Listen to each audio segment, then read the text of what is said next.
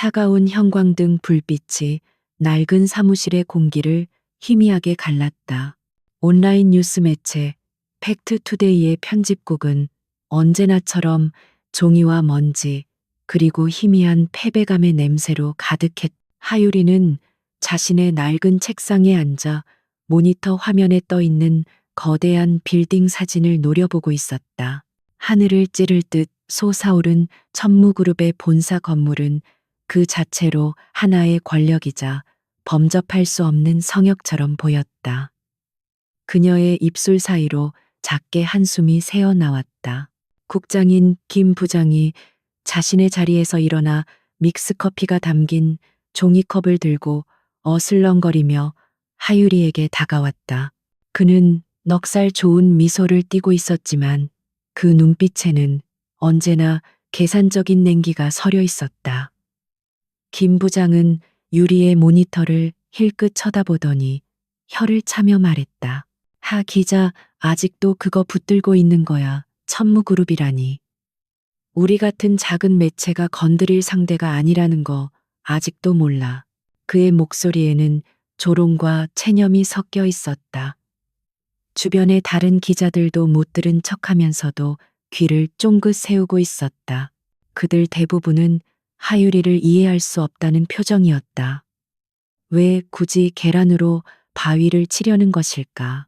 적당히 자극적인 연예인, 스캔들이나 맛집 기사를 쓰는 것이 그들의 생존 방식이었고 그 안에서 하유리는 별종이자 골칫거리였다. 그녀는 그들의 암묵적인 규칙을 깨뜨리는 존재였다. 하유리는 시선을 모니터에 고정한 채 차분하게 대답했다. 부장님, 단순한 의혹이 아닙니다. 천무건설이 따낸 최근의 대규모 공공사업들 그 과정에서 수상한 자금 흐름이 포착되었습니다. 내부 고발자가 접촉해 왔지만 갑자기 사라졌어요. 이건 그냥 넘어갈 일이 아닙니다. 그녀의 목소리는 낮고 단호했지만 그 말을 믿어주는 사람은 아무도 없었다.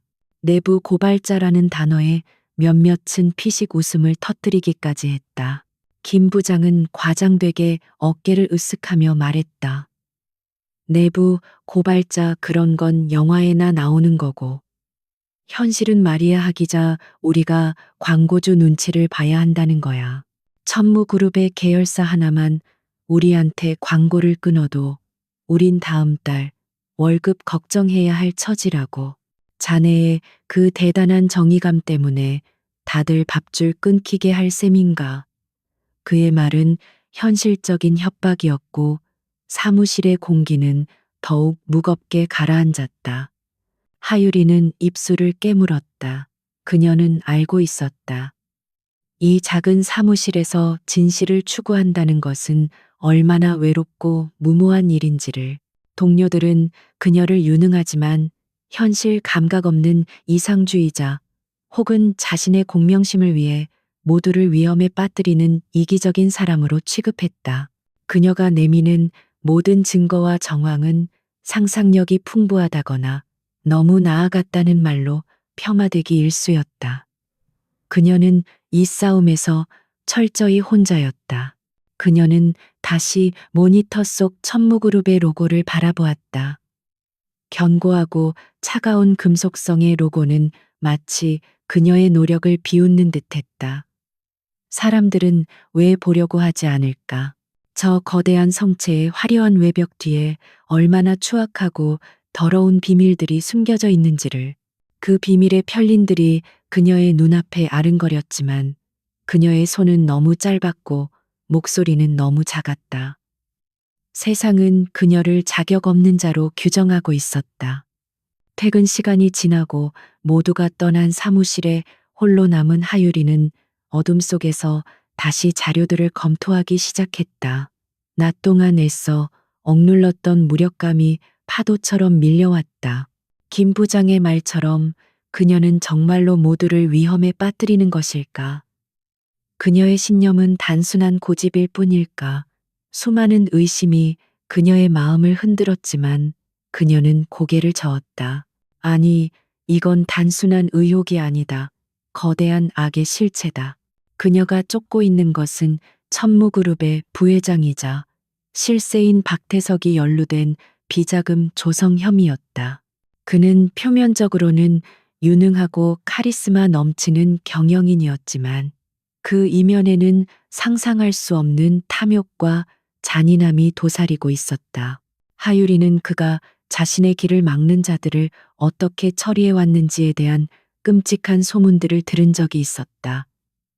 하지만 소문은 소문일 뿐 누구도 감히 그에게 덤벼들지 못했다.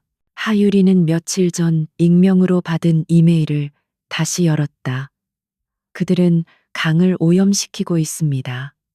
돈으로 모든 것을 막고 있어요. 제발 진실을 밝혀주세요. 짧은 문장에는 보낸 사람의 절박함이 묻어 있었다. 이메일에는 첨부 파일이 하나 있었고 그 안에는 특정 날짜와 좌표가 담긴 암호화된 문서가 들어 있었다. 그녀는 직감했다. 이것이 모든 것을 시작할 수 있는 열쇠라는 것을. 문제는 그 누구도 그녀와 함께 그 문을 열려고 하지 않는다는 것이었다. 그녀가 이 이야기를 편집회의에서 꺼냈을 때 돌아온 것은 싸늘한 침묵과 노골적인 반대뿐이었다. 김 부장은 서류를 집어던지며 소리쳤다.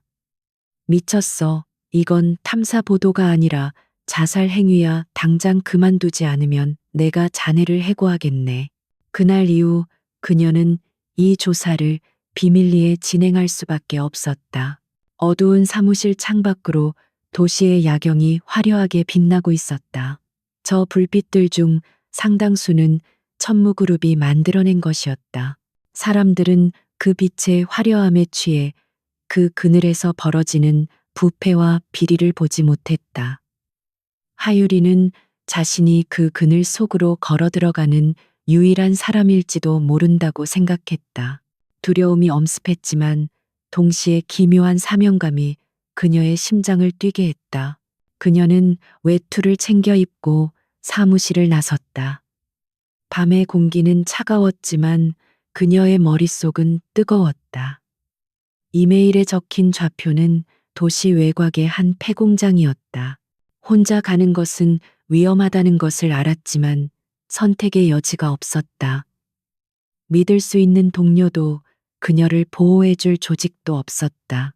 오직 진실을 밝혀야 한다는 기자로서의 본능만이 그녀를 움직이고 있었다. 폐공장 지대에 도착했을 때 주변은 불길한 정적으로 가득했다.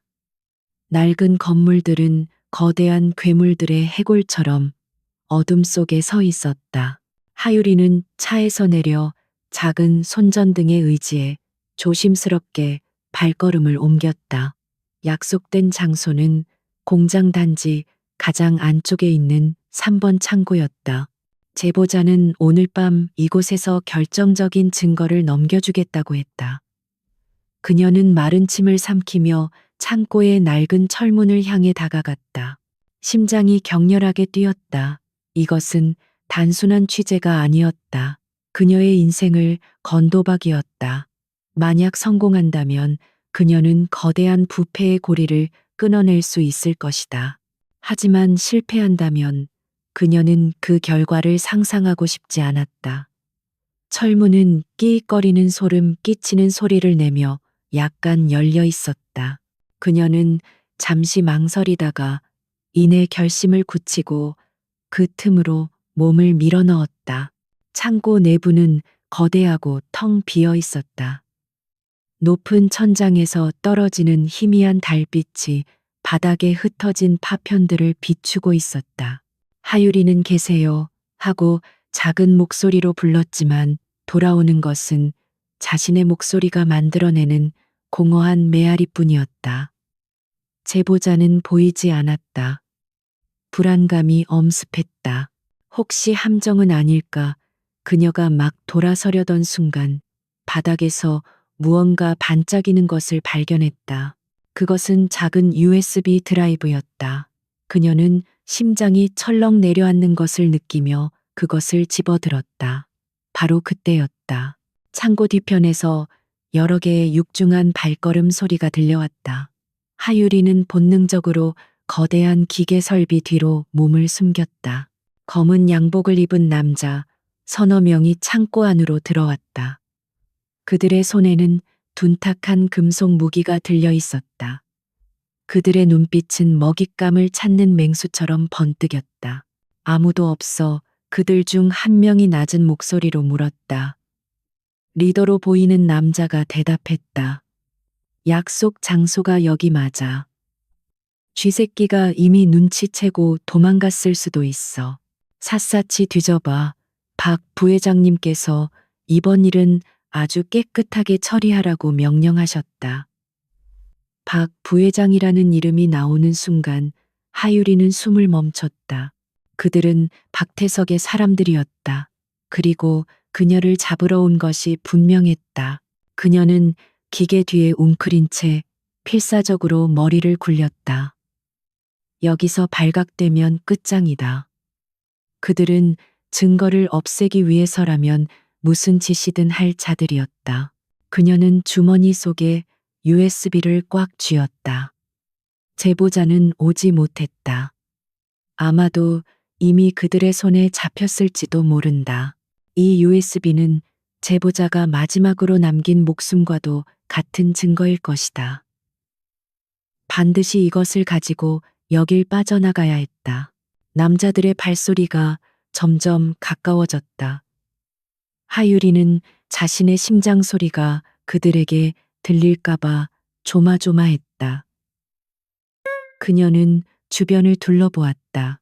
반대편 벽에 작은 환풍구가 보였다. 저곳으로 빠져나갈 수 있을까? 거리가 너무 멀었고 그곳까지 가는 동안 발각될 위험이 너무 컸다. 그녀는 다른 방법을 찾아야만 했다. 그때 그녀의 눈에 낡은 배전반이 들어왔다. 순간적인 아이디어가 그녀의 머릿속을 스쳐 지나갔다. 그녀는 바닥에 있던 작은 쇳조각을 주워들었다. 그리고 남자들이 다른 방향을 수색하는 틈을 타 배전반을 향해 온 힘을 다해 쇳조각을 던졌다. 쨍하는 소리와 함께 스파크가 터지며 창고 전체의 조명이 나가버렸다. 완벽한 어둠이 내리자 남자들이 당황해서 소리치는 소리가 들려왔다. 뭐야, 무슨 일이야? 하유리는 그 틈을 놓치지 않았다.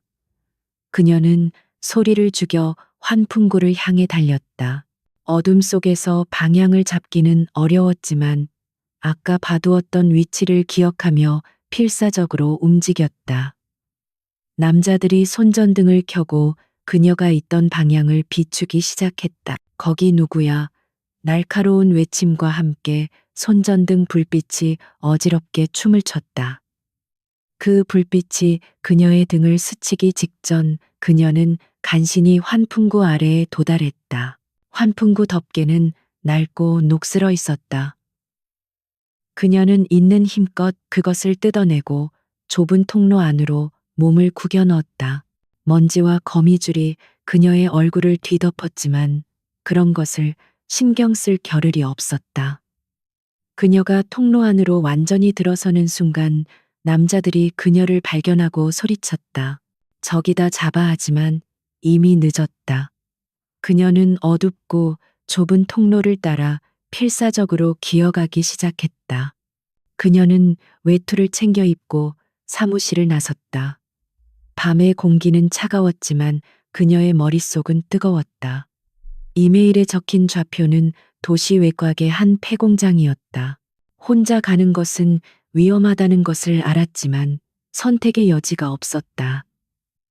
믿을 수 있는 동료도 그녀를 보호해줄 조직도 없었다. 오직 진실을 밝혀야 한다는 기자로서의 본능만이 그녀를 움직이고 있었다.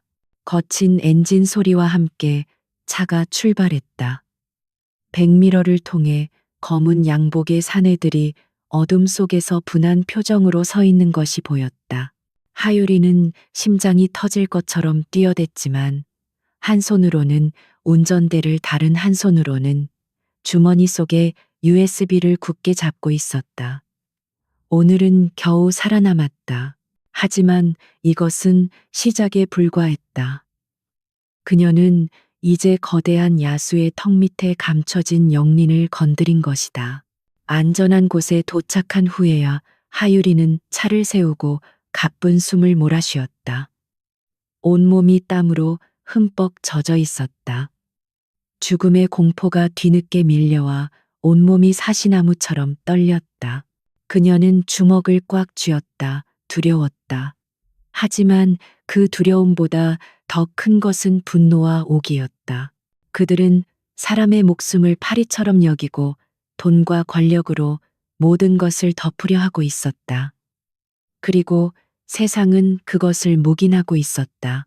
그녀는 결심했다. 절대로 여기서 멈추지 않겠다고. 이 USB 안에 무엇이 들어있든 그것을 세상에 알려야만 했다.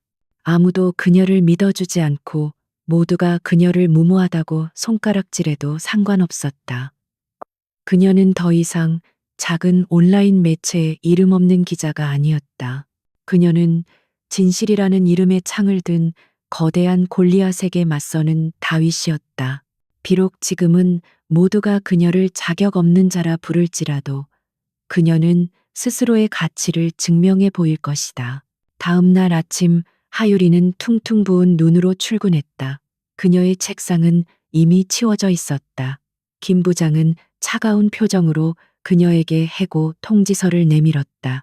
어젯밤에 천무그룹 법무팀에서 연락이 왔네. 하 기자가 자신들의 사유지를 무단 침입하고 기물을 파손했다고 하더군. 우리 같은 작은 회사에 그런 거대한 소송을 감당할 능력은 없어. 미안하게 됐지만 오늘부로 자네는 해고야. 그의 말은 비수처럼 그녀의 가슴에 꽂혔다. 예상했던 일이었지만 현실은 상상보다 훨씬 더 잔혹했다. 박태석의 힘은 그녀의 숨통을 조여오기 시작했다. 직장을 잃고 동료들의 경멸적인 시선을 받으며 쫓겨나듯 사무실을 나오는 그녀의 모습은 초라하기 짝이 없었다.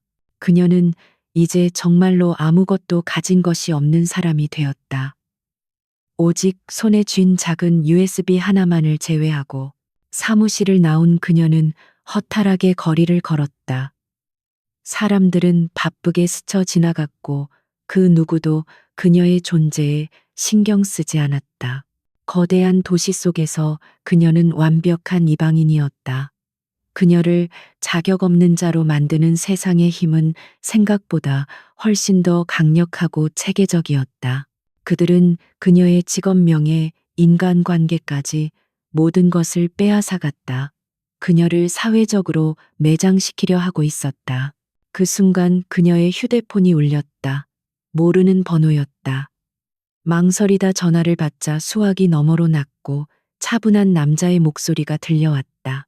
하유리 기자님 되십니까? 당신의 기사를 인상 깊게 본 사람입니다. 혹시 지금 당신의 이야기를 들어줄 사람이 필요하다면 제가 만나 뵙고 싶습니다. 목소리는 정중했지만 그 안에는 거부할 수 없는 힘이 담겨 있었다. 하유리는 직감적으로 이 전화가 자신의 운명을 바꿀 또 다른 시작점이 될 것임을 예감했다. 약속 장소는 낡은 도심의 한적한 카페였다. 하유리는 약속 시간보다 10분 일찍 도착해 창가 구석 자리에 앉았다. 해고당한 후 하룻밤 사이에 그녀의 세상은 완전히 뒤집혔다. 이제 그녀는 돌아갈 직장도 동료도 없었다. 오직 정체 모를 남자와의 약속과 손에 쥔 USB 하나가 그녀가 가진 전부였다. 불안과 희망이 뒤섞인 복잡한 감정이 그녀의 마음을 휘저었다. 약속 시간이 되자 카페 문이 열리고 한 남자가 안으로 들어섰다. 그는 30대 후반으로 보이는 단정하고 지적인 인상이었다. 비싸 보이지는 않지만 잘 다려진 정장과 깔끔한 안경은 그가 평범한 회사원처럼 보이게 했다. 하지만 그의 걸음걸이와 주변을 살피는 날카로운 눈빛은 그가 보통 사람이 아니라는 것을 말해주고 있었다. 남자는 곧장 하유리가 앉은 테이블로 다가와 정중하게 고개를 숙였다. 하유리 기자님 맞으시죠? 처음 뵙겠습니다. 최진우 변호사라고 합니다. 그의 목소리는 전화에서 들었던 것처럼 차분하고 신뢰감을 주었다. 하유리는 긴장된 몸짓으로 마주 인사했다.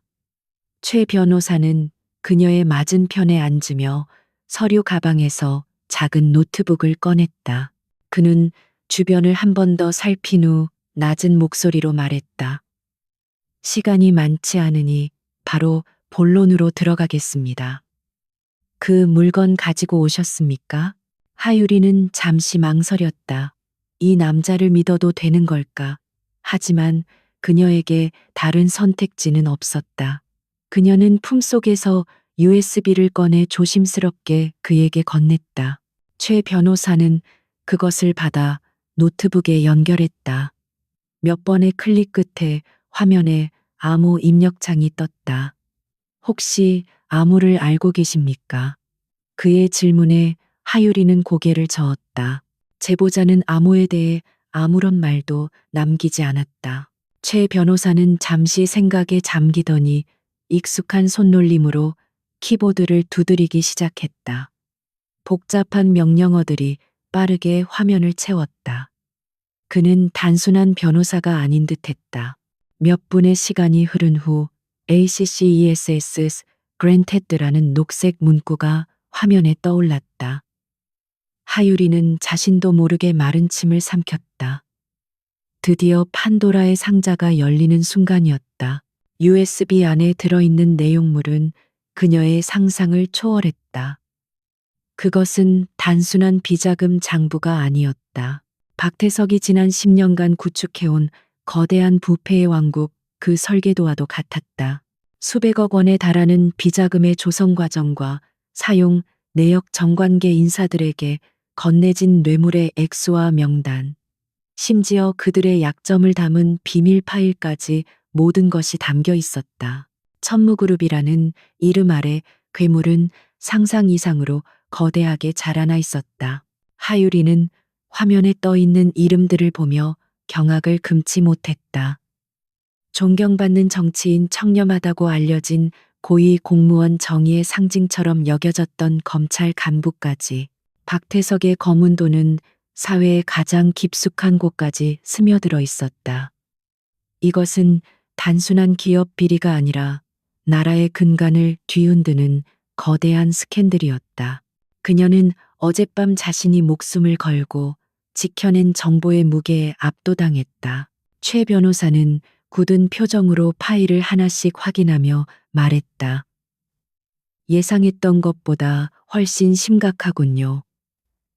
이 정도 규모라면 박태석 혼자서 처리할 수 없습니다. 그의 뒤에는 우리가 알지 못하는 더 거대한 세력이 있을 겁니다. 그의 말에 하유리는 고개를 끄덕였다. 그녀는 이제 자신이 상대해야 할 적이 단순히 박태석 개인이 아님을 깨달았다. 그녀는 거대한 시스템과 싸워야 했다. 이 증거들을 가지고 검찰로 가야 합니다. 하유리가 결심한 듯 말했다. 하지만 최 변호사는 고개를 저었다. 소용없습니다. 이 명단을 보십시오. 검찰 최고위층까지 그의 손아귀에 있습니다. 이 자료를 들고 가는 순간 우리는 증거를 빼앗기고 무고 혐의로 역공을 당할 겁니다. 그들은 이 모든 것을 없었던 일로 만들 힘이 있습니다. 그의 목소리는 냉정하고 현실적이었다. 절망적인 현실이었다. 그렇다면 어떻게 해야 하는가? 거대한 벽 앞에서 무력감을 느끼던 하유리에게 최 변호사가 제안했다. 언론을 이용해야 합니다. 하지만 지금 기자님의 상황으로는 어떤 언론사도 이 기사를 받아주지 않을 겁니다. 그러니 우리가 직접 여론을 만들어야 합니다. 이 자료들을 대중이 이해하기 쉽게 정리하고 분석해서 그들이 무시할 수 없는 파도를 만드는 겁니다. 그는 노트북을 그녀 쪽으로 돌렸다. 제가 안전한 장소와 필요한 장비들을 제공해 드리겠습니다. 그곳에서 이 자료들을 분석하고 기사로 만들어 주십시오. 때가 되면 제가 그것을 세상에 퍼뜨릴 방법을 찾겠습니다. 그의 제안은 위험했지만 현재로서는 유일한 길이었다. 하유리는 그의 눈을 똑바로 바라보았다. 당신은 누구시죠? 왜 저를 돕는 겁니까? 그녀의 질문에 최 변호사는 희미하게 미소 지었다. 그녀는 기계 뒤에 웅크린 채 필사적으로 머리를 굴렸다. 여기서 발각되면 끝장이다. 그들은 증거를 없애기 위해서라면 무슨 짓이든 할 자들이었다. 그녀는 주머니 속에 USB를 꽉 쥐었다. 제보자는 오지 못했다. 아마도 이미 그들의 손에 잡혔을지도 모른다. 이 USB는 제보자가 마지막으로 남긴 목숨과도 같은 증거일 것이다. 반드시 이것을 가지고 여길 빠져나가야 했다. 최 변호사가 마련해 준 곳은 도심의 낡은 오피스텔이었다. 겉보기에는 허름했지만 내부는 최첨단 보안 장비와 컴퓨터 시스템을 갖추고 있었다. 하유리는 그곳에서 며칠 밤낮으로 USB 안의 자료들을 분석하기 시작했다.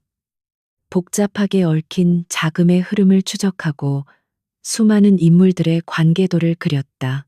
파면 팔수록 거대한 부패의 네트워크는 흉측한 모습을 드러냈다. 그녀는 마치 거대한 퍼즐을 맞추는 것처럼 흩어져 있던 정보의 조각들을 하나씩 꿰어 맞췄다. 박태석은 여러 개의 유령 회사를 통해 비자금을 세탁하고 그것을 차명 계좌로 쪼개어 관리하고 있었다.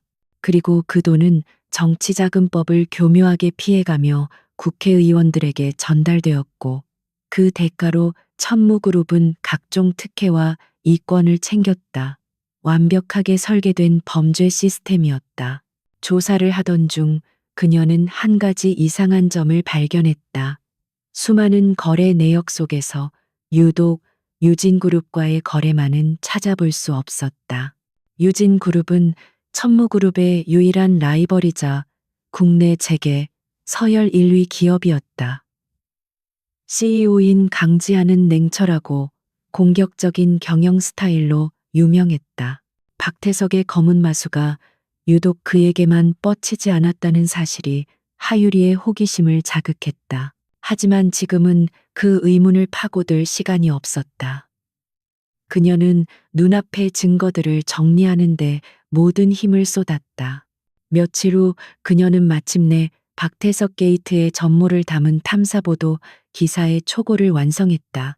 수십 페이지에 달하는 기사에는 구체적인 증거 자료와 인물들의 실명이 모두 담겨 있었다. 이것이 세상에 공개된다면 대한민국은 발칵 뒤집힐 것이다. 저는 단지 저의 의뢰인이 보고 싶어 하는 세상을 만들고 싶을 뿐입니다. 부패한 자들이 심판받고 정의가 살아있는 세상 말입니다.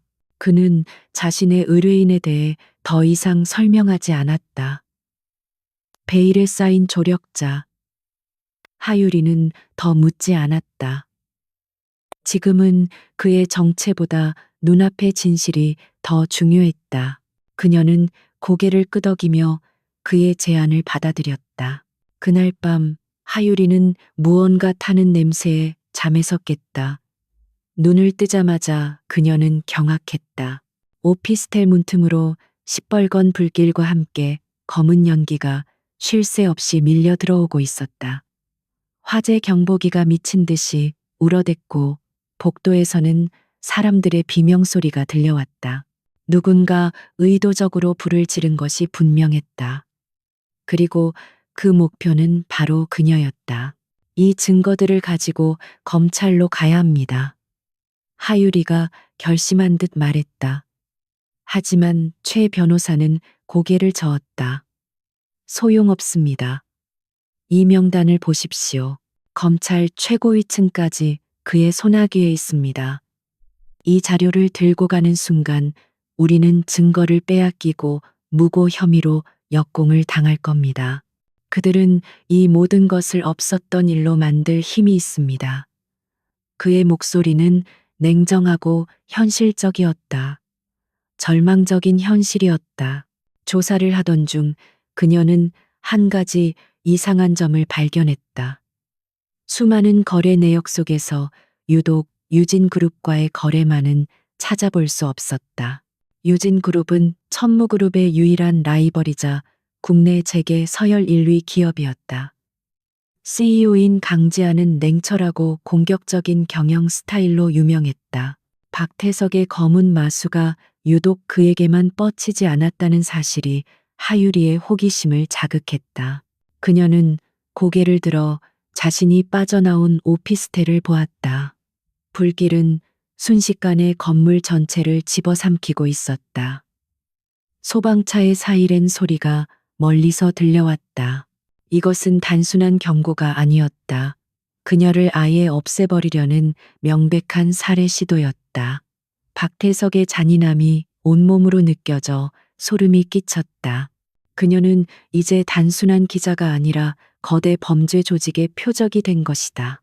그녀는 화재 현장에서 최대한 멀리 도망쳤다. 더 이상 최 변호사가 마련해준 안전가옥도 의미가 없었다. 그들은 이미 그녀의 위치를 파악하고 있었다. 그녀는 이제 누구도 믿을 수 없었다. 공중전화 박스로 달려간 그녀는 최 변호사에게 전화를 걸었지만 그의 전화기는 꺼져 있었다. 불안감이 극에 달했다. 혹시 그의 신변에도 무슨 일이 생긴 것은 아닐까. 이제 그녀는 완벽하게 혼자가 되었다. 집도 직장도 조력자도 모두 잃었다. 그녀에게 남은 것이라고는 언제 터질지 모르는 시한폭탄 같은 정보와 그녀의 목숨을 노리는 추격자들 뿐이었다. 생존을 위한 싸움이 시작된 것이다. 그녀는 근처의 허름한 모텔에 들어가 현금으로 방을 잡았다. 그리고 가장 먼저 자신의 모습을 바꾸었다. 긴 머리를 짧게 자르고 평소에 입지 않던 평범한 옷을 샀다. 그녀는 이제 하율이라는 이름을 버려야 했다.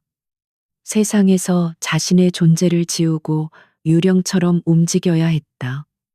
그녀는 거울에 비친 낯선 자신의 모습을 보았다. 두려움에 떨던 기자의 모습은 사라지고 그 자리에는 살아남기 위해 모든 것을 걸어야 하는 한 인간의 도끼, 어린 눈빛만이 남아 있었다. 박태석은 그녀를 벼랑 끝으로 몰았지만 동시에 그녀 안에 잠들어 있던 야성을 깨우고 말았다. 그녀는 결코 이대로 쓰러지지 않을 것이다. 그들이 자신에게서 모든 것을 빼앗아갔지만 진실을 향한 의지만은 꺾지 못했다. 그녀는 이제 더 이상 잃을 것이 없었다. 그리고 잃을 것이 없는 사람은 세상에서 가장 위험한 존재가 될 수 있었다. 하유리는 노트북을 열고 자신이 작성했던 기사를 다시 읽어내려갔다. 이것은 이제 단순한 기사가 아니었다.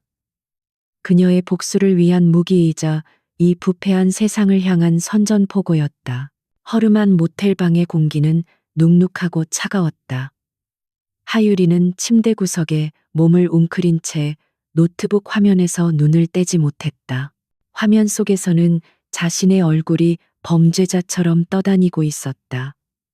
지난 며칠 사이 세상은 그녀를 완전히 다른 사람으로 만들어 버렸다. 박태석의 보복은 그녀의 목숨을 직접 노리는 것보다 훨씬 더 교활하고 잔인한 방식으로 시작되었다. 그것은 바로 사회적 살인이었다. 모든 것은 한 인터넷 언론사의 단독 보도로부터 시작되었다. 충격 단독 천무그룹 협박한 여기자 알고 보니 상습적 기사 조작범이라는 자극적인 제목의 기사였다. 내용은 충격적이었다. 기사는 하유리가 팩트 투데이에서 근무할 당시 상습적으로 기사를 조작하고 광고주를 협박해 금품을 갈취해 왔으며 이번 천무그룹 건 역시 더 큰 돈을 뜯어내기 위한 자작극이라고 주장했다. 기사에는 그럴듯한 증거들이 첨부되어 있었다. 조작된 녹취록, 익명의 동료들이라는 자들의 증언, 심지어 그녀가 유흥업소에 드나들었다는 식의 사생활을 폭로하는 내용까지 있었다. 명백한 허위 사실이었지만 대중은 진실보다 자극적인 이야기에 더 열광했다. 기사는 순식간에 모든 포털 사이트에 메인 화면을 장식했고, 하율이라는 이름은 대한민국에서 가장 추악한 기자의 대명사가 되었다. 박태석의 미디어 전략팀은 완벽하게 움직였다. 그들은 하율이를 진실을 추구하는 기자가 아닌 돈의 눈이 먼 기생충으로 둔갑시켰다. 후속 기사들이 본물처럼 터져 나왔다. 그녀가 과거에 썼던 모든 기사들이 재조명되었고, 작은 흠집이라도 있으면 부풀려져 그녀의 부도덕함을 증명하는 증거로 사용되었다. 여론은 걷잡을 수 없이 악화되었다. 인터넷 댓글창은 그녀를 향한 원색적인 비난과 저주로 가득 찼다. 가장 고통스러운 것은 옛 동료들의 배신이었다. TV 뉴스에 출연한 김 부장은 매우 안타깝다는 표정으로 인터뷰에 응했다. 하 기자는 재능은 있었지만 언제나 과도한 공명심에 사로잡혀 있었습니다. 저는 여러 번 그녀에게 경고했지만 결국 이런 불미스러운 일이 터지고 말았군요. 언론인으로서 정말 부끄럽고 참담한 심정입니다. 그의 위선적인 말 한마디 한마디가 비수가 되어 하유리의 심장을 찔렀다. 다른 동료들도 마찬가지였다. 몇몇은 익명의 가면 뒤에 숨어 그녀를 비난했고 몇몇은 침묵으로 동조했다. 그들이 자신들의 안위를 위해 진실을 외면하고 거짓에 동참하는 모습을 보며 하유리는 깊은 절망감을 느꼈다. 그녀가 지키려 했던 것은 과연 무엇이었을까? 그녀가 믿었던 언론의 정의와 사명감은 고작 거대 권력의 협박 한 번에 이토록 쉽게 무너져 내리는 모래성이었던가. 박태석의 공격은 여기서 멈추지 않았다. 마녀 사냥의 불길은 그녀의 가족에게까지 번졌다. 기자들이 시골에서 작은 식당을 운영하는 그녀의 부모님을 찾아갔다. 카메라와 마이크를 들이대며 딸의 비리에 대해 아느냐고, 부모로서 심정이 어떠냐고 무자비하게 물어댔다. 평생을 정직하게 살아온 늙은 부모는 영문도 모른 채 대중의 돌팔매질을 맞아야 했다. 다른 동료들도 마찬가지였다. 몇몇은 익명의 가면 뒤에 숨어 그녀를 비난했고 몇몇은 침묵으로 동조했다. 그들이 자신들의 안위를 위해 진실을 외면하고 거짓에 동참하는 모습을 보며 하유리는 깊은 절망감을 느꼈다. 그녀가 지키려 했던 것은 과연 무엇이었을까? 그녀가 믿었던 언론의 정의와 사명감은 고작 거대 권력의 협박 한 번에 이토록 쉽게 무너져 내리는 모래성이었던가. 그녀는 완벽하게 고립되었다. 최진우 변호사와의 연락은 여전히 두절된 상태였다. 그 역시 박태석의 손에 잡혔을지도 모른다는 최악의 상상이 그녀를 괴롭혔다. 이제 그녀는 세상 그 누구에게도 손을 내밀 수 없었다. 모두가 그녀를 사기꾼, 협잡꾼, 가족까지 팔아넘긴 파렴치한 인간으로 보고 있었다. 자격 없는 자라는 낙인은 그녀의 이마에 지워지지 않는 좋은 글씨처럼 새겨졌다. 며칠 동안 그녀는 아무것도 하지 못한 채 방 안에 틀어박혀 있었다. 식욕도 잠도 모두 사라졌다. 그저 멍하니 앉아 세상이 자신을 어떻게 난도질하는지를 지켜볼 뿐이었다. 포기하고 싶다는 생각이 수십 번도 더 들었다. 차라리 모든 것을 내려놓고 경찰에 자수해 버릴까. 그러면 적어도 가족들은 더 이상 고통받지 않을지도 모른다. 그녀는 노트북을 덮고 낡은 침대에 쓰러지듯 누웠다. 천장에 얼룩진 무늬가 마치 자신을 비웃는 거대한 괴물의 얼굴처럼 보였다. 눈물이 하염없이 흘러내렸다. 기자로서의 자부심, 진실에 대한 믿음, 세상에 대한 희망. 그녀가 가졌던 모든 것이 산산조각 났다. 그녀는 이제 텅 빈 껍데기만 남은 것 같았다. 박태석은 이 싸움에서 완벽하게 승리한 것처럼 보였다.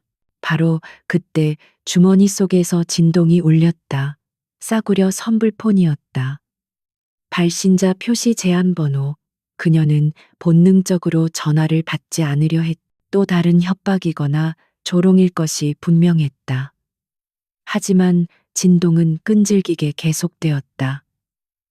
무언가에 이끌린 듯 그녀는 떨리는 손으로 통화 버튼을 눌렀다. 수화기 너머에서는 아무 소리도 들리지 않았다. 여보세요. 그녀가 작은 목소리로 묻자 잠시 후 깊은 침묵을 깨고 낯선 남자의 목소리가 들려왔다. 하유리 씨, 그 목소리는 이전에 통화했던 최진우 변호사와는 전혀 다른 톤이었다.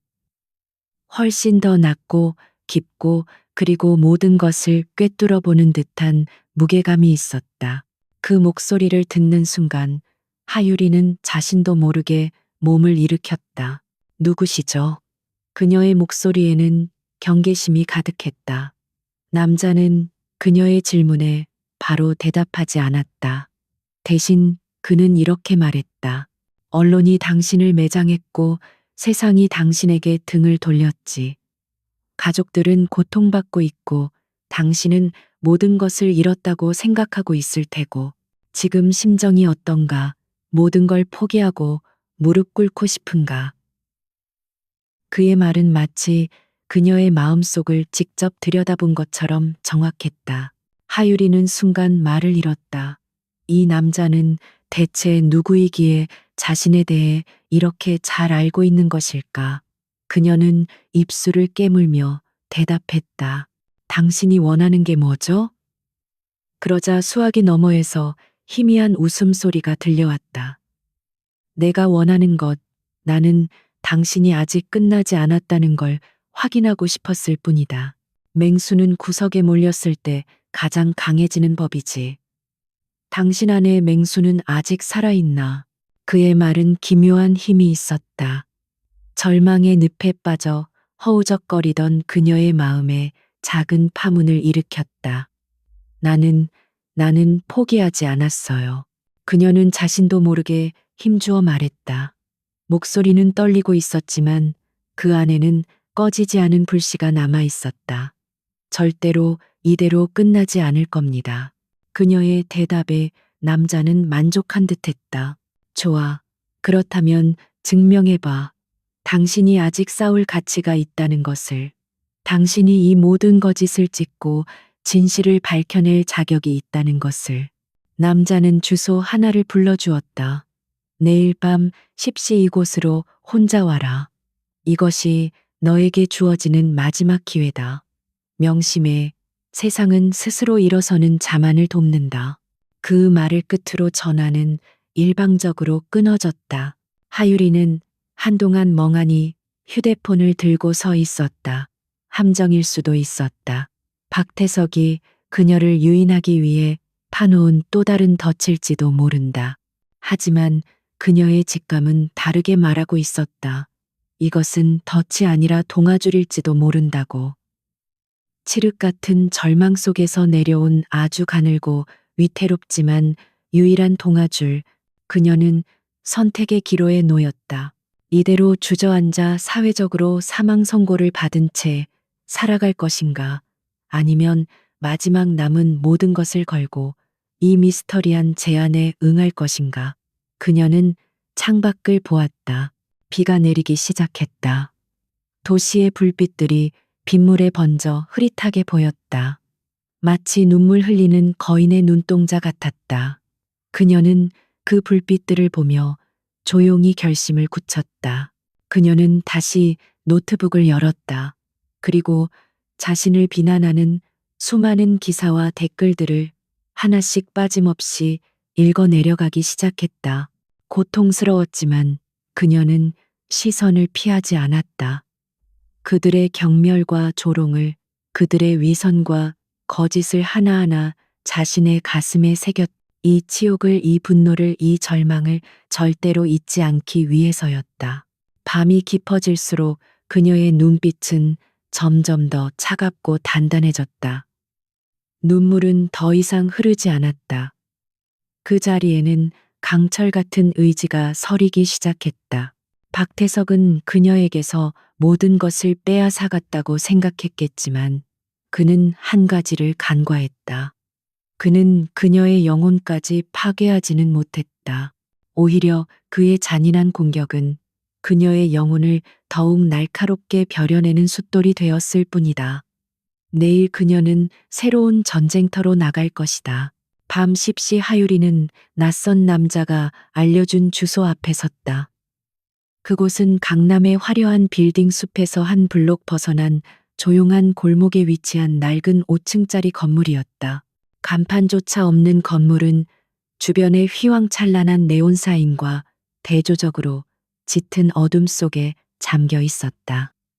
그녀는 후드 모자를 깊게 눌러쓰고 주변을 경계했다. 약속 장소로는 너무나도 평범해서 오히려 더 의심스러웠다. 그녀는 건물 입구에 다가섰다.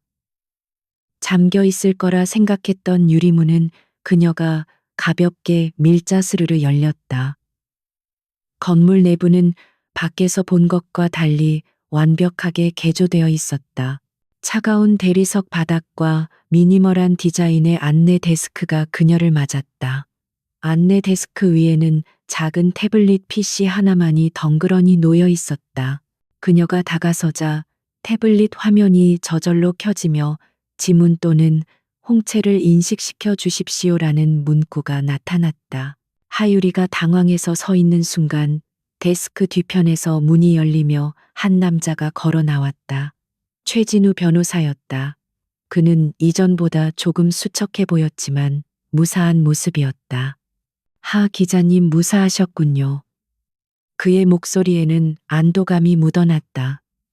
하유리는 그를 보자 긴장이 풀리면서도 동시에 경계심을 늦추지 않았다. 최 변호사님, 이게 다 어떻게 된 일이죠? 그동안 왜 연락이 안 됐던 겁니까? 최 변호사는 씁쓸하게 미소 지으며 말했다. 죄송합니다. 박태석의 손이 생각보다 깊숙이 뻗어 있더군요. 제 신변이 노출되어 잠시 몸을 피해야만 했습니다. 하지만 걱정 마십시오. 이제 이곳은 안전합니다.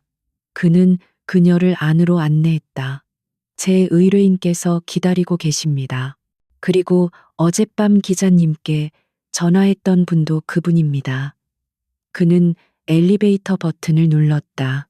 엘리베이터는 소리 없이 최상층으로 올라갔다. 문이 열리자 완전히 다른 세상이 펼쳐졌다. 그곳은 건물의 한층 전체를 터서 만든 거대한 펜트하우스 오피스였다. 한쪽 벽면 전체가 통유리로 되어 있어 서울의 야경이 파노라마처럼 눈앞에 펼쳐졌다. 최고급 가구들과 현대 미술 작품들이 최소한의 조명 아래에서 은은한 존재감을 뽐내고 있었다. 그리고 그 모든 것을 압도하는 한 남자가 통유리 앞에 서서 도시를 내려다보고 있었다. 남자가 천천히 몸을 돌렸다. 하유리는 숨을 멈췄다. 재계에 조금이라도 관심이 있는 사람이라면 누구나 아는 얼굴이었다. 유진그룹의 총수 강지한, 대한민국에서 가장 젊고 가장 부유하며 가장 영향력 있는 남자. 그는 TV 화면이나 잡지에서 보던 것보다 훨씬 더 위압적인 존재감을 뿜어내고 있었다. 날카로운 턱선과 깊이를 알 수 없는 차가운 눈빛은 마치 모든 것을 꿰뚫어 보는 듯했다. 강지하는 하유리를 향해 천천히 걸어왔다. 그의 발걸음 소리는 최고급 카펫 위에서도 유난히 선명하게 들렸다. 그는 그녀의 앞에 멈춰서서 아무 말 없이 그녀를 위아래로 훑어보았다. 그의 시선은 마치 날카로운 칼날 같아서 그녀의 허름한 옷차림과 불안한 영혼을 남김없이 해부하는 듯했다.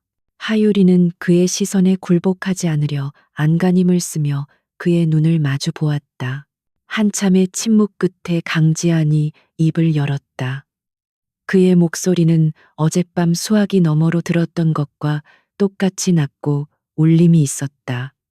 사진보다 실물이 낫군. 눈빛이 아직 살아있어. 그의 말은 칭찬인지 평가인지 알 수 없었다. 그는 손짓으로 거대한 가죽 소파를 가리켰다. 앉지. 이야기가 길어질 테니. 그의 말투는 명령에 가까웠지만 거부할 수 없는 힘이 있었다. 하유리와 강지아는 거대한 테이블을 사이에 두고 마주 앉았다.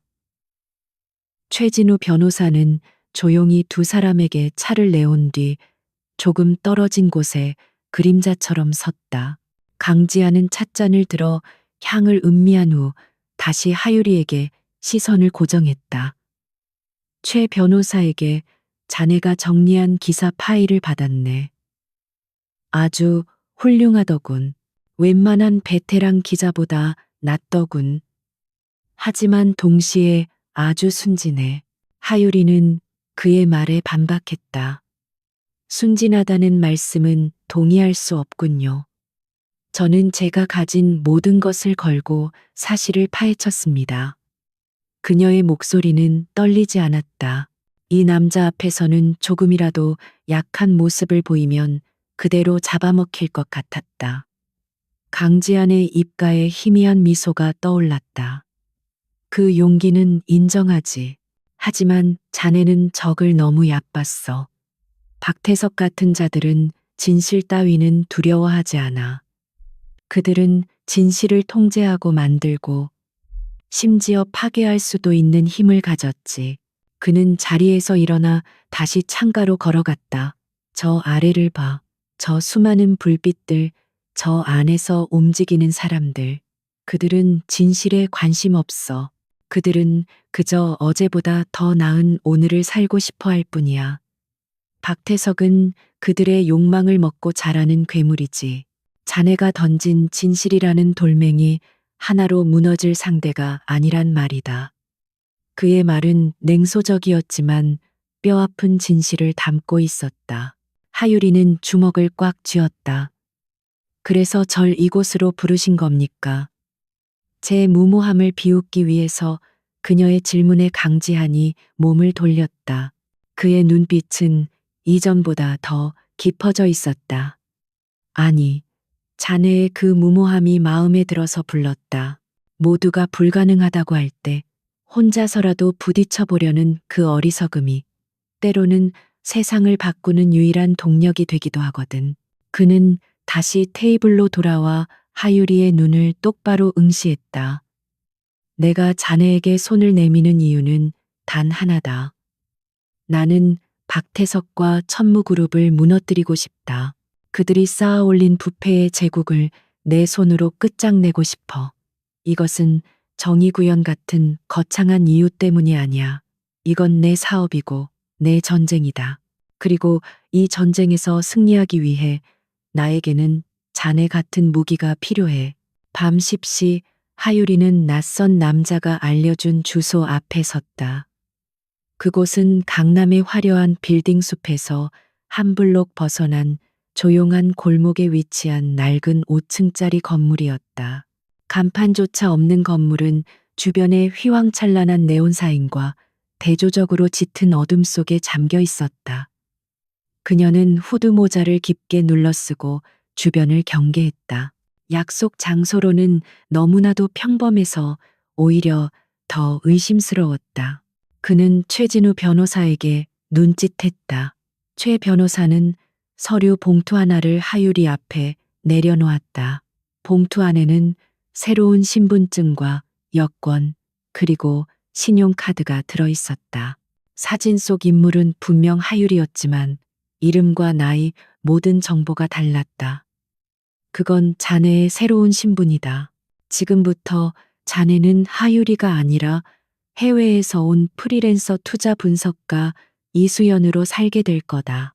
강지한의 계획은 대담하고 치밀했다. 그는 하유리를 박태석의 주변에 의도적으로 접근시켜 외부에서는 절대 얻을 수 없는 내부 정보를 빼내오게 할 생각이었다. 그가 제공하는 자금과 정보, 그리고 새로운 신분을 이용해 박태석의 신뢰를 얻고 그의 가장 약한 고리를 찾아내 파괴하는 것. 그것이 강지안이 그리는 큰 그림이었다. 이건 너무 위험합니다. 제가 할 수 있을지. 하유리가 망설이는 모습을 보이자 강지안의 목소리가 차갑게 가라앉았다. 지금 자네 처지보다 더 위험한 상황이 있나? 박태석은 자네를 죽이려 했고 앞으로도 계속 그럴 거다. 세상은 자네를 파렴치한 사기꾼으로 기억하겠지. 가족들은 평생 고통 속에서 살게 될 거고, 나를 잡지 않으면 자네에게 남는 건 아무것도 없어. 선택은 자네 몫이다. 그의 말은 잔인했지만 틀린 말이 하나도 없었다. 그녀에게는 더 이상 물러설 곳이 없었다. 그녀는 잠시 눈을 감았다. 억울하게 매도당하던 순간 불길 속에서 탈출하던 기억 기자들에게 둘러싸여 고통받던 부모님의 얼굴이 차례로 스쳐 지나갔다. 그리고 다시 눈을 떴을 때 그녀의 눈빛에는 더 이상 망설임이 없었다. 오직 차가운 분노와 결의만이 남아 있었다. 하겠습니다. 당신의 무기가 되겠어요. 그녀의 대답에 강지아는 처음으로 만족스러운 미소를 지었다. 좋아. 그럼 오늘부터 우리의 비밀 동맹이 시작된 거다. 명심해. 이 관계는 세상에 알려져서는 안 돼. 자네와 나는 각자의 무대에서 연기를 해야 할 테니까. 나는 여전히 유진그룹의 냉정한 총수로, 자네는 베일에 쌓인 유능한 투자 분석가로. 그는 자리에서 일어나 그녀에게 손을 내밀었다. 하유리는 잠시 그의 손을 바라보다가 이내 자신의 손을 내밀어 그의 손을 잡았다. 그의 손은 크고 단단했다. 그 손을 통해 그의 강력한 의지와 자신감이 전해져 오는 듯했다. 이것은 악마와의 계약일지도 모른다. 하지만 지금 그녀에게는 기꺼이 영혼이라도 팔아서 지옥의 악마를 끌어내릴 각오가 되어 있었다. 예상치 못한 동맹은 그렇게 서울의 야경이 내려다 보이는 비밀스러운 공간에서 조용히 맺어졌다. 하유리의 삶은 송두리째 바뀌었다. 그녀는 더 이상 낡은 모텔을 전전하는 도망자가 아니었다. 강지안이 제공한 한남동의 최고급 레지던스에서 그녀는 이수연이라는 새로운 사람으로 다시 태어났다. 강지안의 지원은 전폭적이었다. 금융경제 사교계, 에티켓에 이르기까지 각 분야 최고의 전문가들이 그녀에게 붙어 단기간에 그녀를 완벽한 상류층 투자 분석가로 만들어냈다. 하유리는 스펀지처럼 모든 것을 빨아들였다. 그녀의 명석한 두뇌와 취재 현장에서 단련된 빠른 상황 판단 능력은 새로운 지식을 습득하는 데 큰 도움이 되었다. 그녀는 헤지펀드 매니저처럼 복잡한 금융 용어를 구사했고 와인 소믈리에처럼 수십 가지 와인의 종류와 빈티지를 구별했으며 갤러리 관장처럼 현대 미술 작가들의 이름을 줄줄 꿰었다. 거울 앞에 선 그녀의 모습은 더 이상 하유리가 아니었다. 차가운 지성과 세련된 아름다움을 겸비한 이수연. 그녀의 눈빛에는 과거의 순수함 대신 계산된 냉철함과 비밀스러운 매력이 자리 잡았다. 그녀의 첫 번째 임무는 박태석의 레이더망에 포착되는 것이었다. 강지아는 그녀에게 천무그룹의 계열사 중 가장 부실한 천무화학의 내부 정보를 제공했다. 박태석이 실적 부진을 이유로 곧 매각하려는 회사였다. 이수연 즉 하유리는 강지안이 제공한 거액의 자금으로 천무화학의 주식을 대량으로 매집하기 시작했다. 그녀의 움직임은 곧바로 증권가의 주목을 받았다. 모두가 곧 휴지 조각이 될 것이라 예상한 주식을 미친 듯이 사들이는 정체불명의 큰손. 사람들은 그녀를 무모한 투기꾼이라 비웃었다. 하지만 일주일 뒤 천무화학이 해외의 유력 기업에 인수된다는 뉴스가 터져 나왔다. 인수 가격은 시장의 예상을 훨씬 뛰어넘는 파격적인 금액이었다. 천무화학의 주가는 하루아침에 폭등했고 이수연은 단숨에 수백억 원의 차익을 거두었다. 증권가는 발칵 뒤집혔다. 그녀는 하루와 지침에 신비에 쌓인 천재 투자자로 떠올랐다. 그리고 이 소식은 당연히 천무그룹의 심장부 박태석의 귀에도 들어갔다. 최고급 집무실에서 보고를 받은 박태석은 흥미로운 표정을 지었다. 이수연 전에 들어본 적 없는 이름인데 어디서 이런 정보가 생 거지? 그의 날카로운 질문에 비서실장이 진땀을 흘리며 대답했다. 조사해봤지만 해외에서 활동해온 인물이라 국내에는 알려진 바가 거의 없습니다. 나이는 30살이고 미국 월스트리트에서 경력을 쌓았다고만 알려져 있습니다. 박태석은 턱을 쓰다듬으며 생각에 잠겼다. 정보가 샜다는 사실은 불쾌했지만 그는 손해보다 이득을 먼저 계산하는 사람이었다. 이수연이라는 여자는 엄청난 정보력과 배짱을 가진 인물임에 틀림없었다. 그는 비서실장에게 명령했다. 어떤 수를 써서라도 그 여자와 접촉할 약속을 잡아 돈 냄새를 기가 막히게 맡는군. 한번 직접 만나서 어떤 종류의 인간인지 확인해 봐야겠어. 그는 새로운 사냥감을 발견한 포식자처럼 입맛을 다셨다. 첫 번째 단계는 성공적으로 끝났다. 하유리는 박태석이라는 호랑이의 굴에 들어갈 초대장을 얻어냈다. 하지만 그녀는 겉으로 보이는 공작에만 몰두하지 않았다. 밤이 되면 그녀는 다시 하유리로 돌아와 강지안이 제공한 보안 시스템 안에서 USB에 담겨 있던 자료들을 파고들었다. 그녀의 목표는 박태석의 범죄를 증명해줄 살아있는 증인을 찾는 것이었다. 수많은 장부와 거래 내역을 검토하던 중 그녀는 반복적으로 등장하는 한 명의 이름에 주목했다. 안상진. 그는 10년 넘게 천무그룹의 재무팀을 이끌었던 핵심 인물이었지만 2년 전 갑자기 명예퇴직이라는 이름으로 회사에서 사라졌다. 그의 퇴직 시점은 박태석의 비자금 규모가 기하급수적으로 커지기 시작한 시기와 정확히 일치했다. 하유리는 직감했다. 안상진 부장은 박태석의 검은 돈 흐름을 모두 꿰고 있는 인물이며 아마도 그의 비리에 협조하기를 거부하다가 쫓겨났을 가능성이 높다고. 그녀는 강지안의 정보팀에 안상진의 행방을 추적해달라고 요청했다. 하지만 그는 마치 증발이라도 한 것처럼 모든 기록을 지우고 잠적한 상태였다. 가족들과도 연락을 끊었고 금융거래 기록도 전혀 없었다. 박태석 역시 그를 가만두지 않았을 것이다.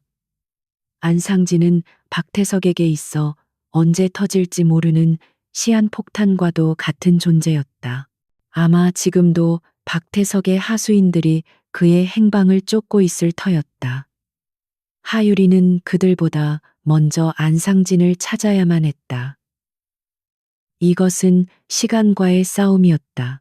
그녀는 그의 과거 기록들을 샅샅이 뒤지기 시작했다. 며칠간의 추적 끝에 그녀는 아주 사소한 단서 하나를 발견했다. 안상진이 퇴직하기 직전 강원도의 한적한 시골 마을에 있는 낡은 농가주택을 아내의 명의로 구입했다는 사실이었다. 대외적으로는 주말 농장을 가꾸기 위한 것이라고 했지만 대도시의 편안한 삶에 익숙했던 그의 아내가 갑자기 시골 생활에 관심을 가졌다는 것은 부자연스러웠다. 하유리는 그곳으로 가기로 결심했다. 강지아는 경호팀을 붙여주겠다고 했지만 그녀는 거절했다. 눈에 띄는 행동은 오히려 안상진을 더 깊은 곳으로 숨게 만들거나 박태석의 감시망에 포착될 위험이 있었다. 그녀는 평범한 여행객처럼 위장하고 혼자서 강원도로 향했다.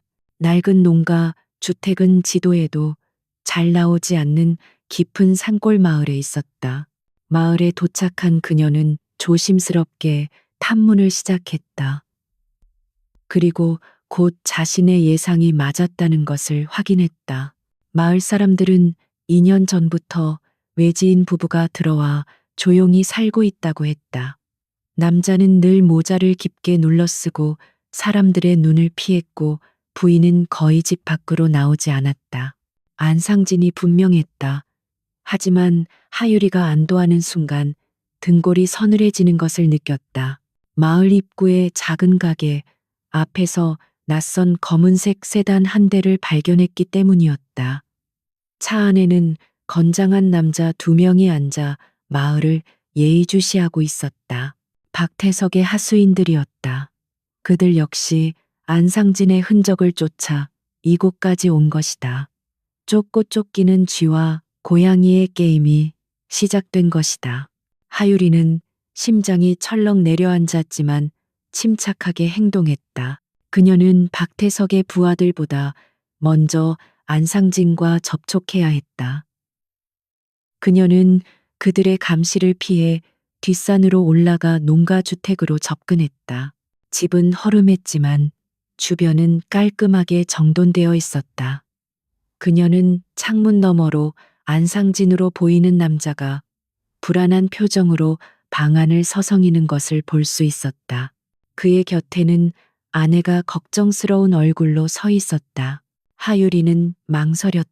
지금 나타나서 그를 설득할 수 있을까? 이미 세상의 모든 것을 불신하게 된 그가 과연 자신의 말을 믿어줄까? 그녀가 고민하는 사이 마을 입구에 있던 검은 세단이 움직이기 시작했다. 그들이 집으로 다가오고 있었다. 시간이 없었다. 하유리는 결심을 굳히고 집의 뒷문으로 다가가 조용히 문을 두드렸다. 안에서 경계심 가득한 목소리가 들려왔다. 누구시오? 하유리는 문에 바짝 붙어 낮은 목소리로 속삭였다. 안상진 부장님, 저는 하유리 기자입니다. 당신을 해치러 온 게 아니에요. 당신을 보호하러 왔습니다. 지금 박태석 부회장의 사람들이 이리로 오고 있습니다. 저와 함께 여기서 빠져나가야 합니다. 그녀의 말의 안에서는 아무런 대답이 없었다. 초조한 시간이 흘렀다. 마침내 문이 아주 조금 열리며 겁에 질린 안상진의 눈이 보였다. 그는 하유리를 위아래로 훑어보았다. 하유리 기자라면 언론에서 사기꾼이라고 떠들던 그의 목소리는 불신으로 가득했다.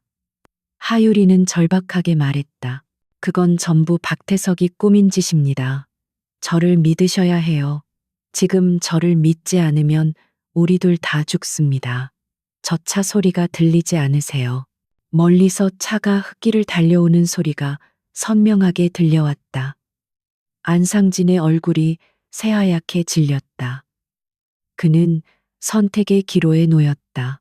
세상이 사기꾼이라 손가락질하는 낯선 여자와 자신을 죽이러 오는 옛 주인의 하수인들 사이에서 짧은 순간이었지만 그는 하유리의 눈에서 진실을 보았다. 그녀의 눈빛에는 절박함과 함께 흔들리지 않는 의지가 담겨 있었다. 뒷산으로 가면 예전에 쓰던 짐승을 잡는 함정이 있어 그들을 잠시 막아줄 수 있을 거요. 안상진이 마침내 결심한 듯 말했다. 그는 아내의 손을 꼭 잡고 하유리를 따라 뒷문으로 나섰다. 그들이 막 숲속으로 몸을 숨기는 순간 검은 세단이 집 앞에 멈춰 섰고 차에서 내린 남자들이 살기등등한 표정으로 집을 향해 다가오기 시작했다. 숨막히는 탈출극의 서막이었다. 차가운 밤 공기를 가르며 세 사람은 필사적으로 산을 올랐다.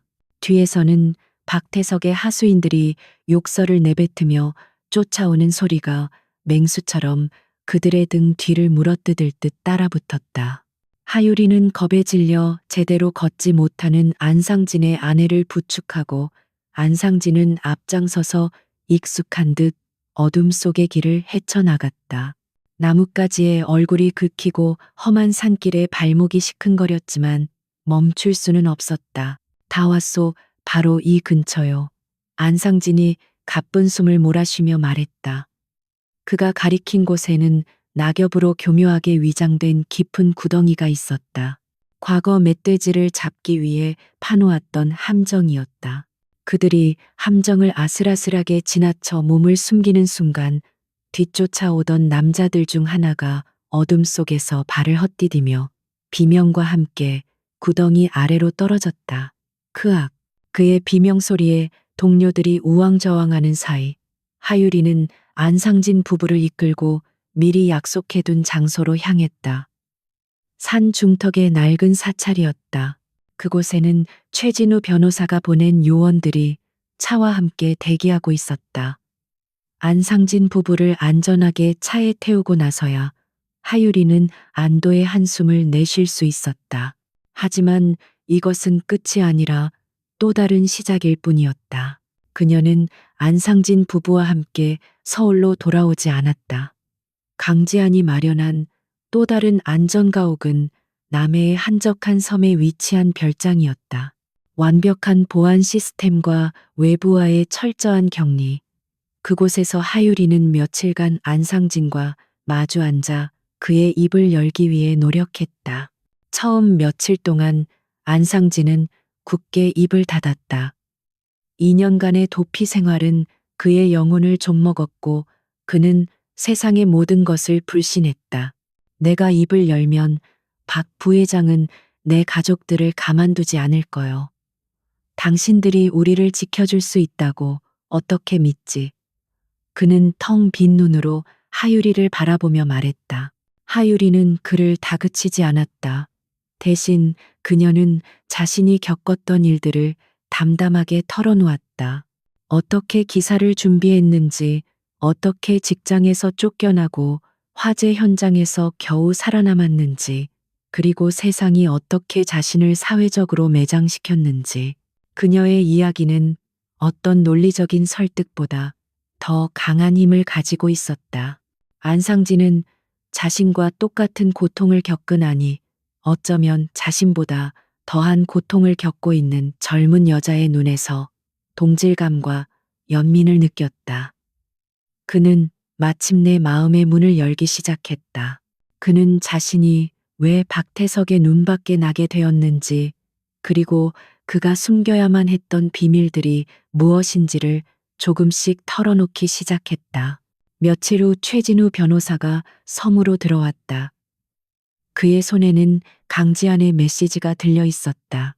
이제 당신이 직접 그를 만나야 할 때다. 하유리는 안상진의 증언을 확보하는 것이 우선이라고 생각했지만 강지안의 명령을 거스를 수는 없었다. 그녀는 요원들에게 안상진 부부의 보호를 재차 당부하고 헬기에 몸을 실었다. 헬기가 향한 곳은 서울의 펜트하우스가 아닌 제주의 한 개인 별장이었다. 별장은 해안 절벽 위에 그림처럼 서 있었다. 하유리가 도착했을 때 강지아는 테라스에서 홀로 바다를 바라보고 있었다. 그는 이전의 냉철한 기업 총수의 모습이 아닌 편안한 리넨 셔츠 차림이었다.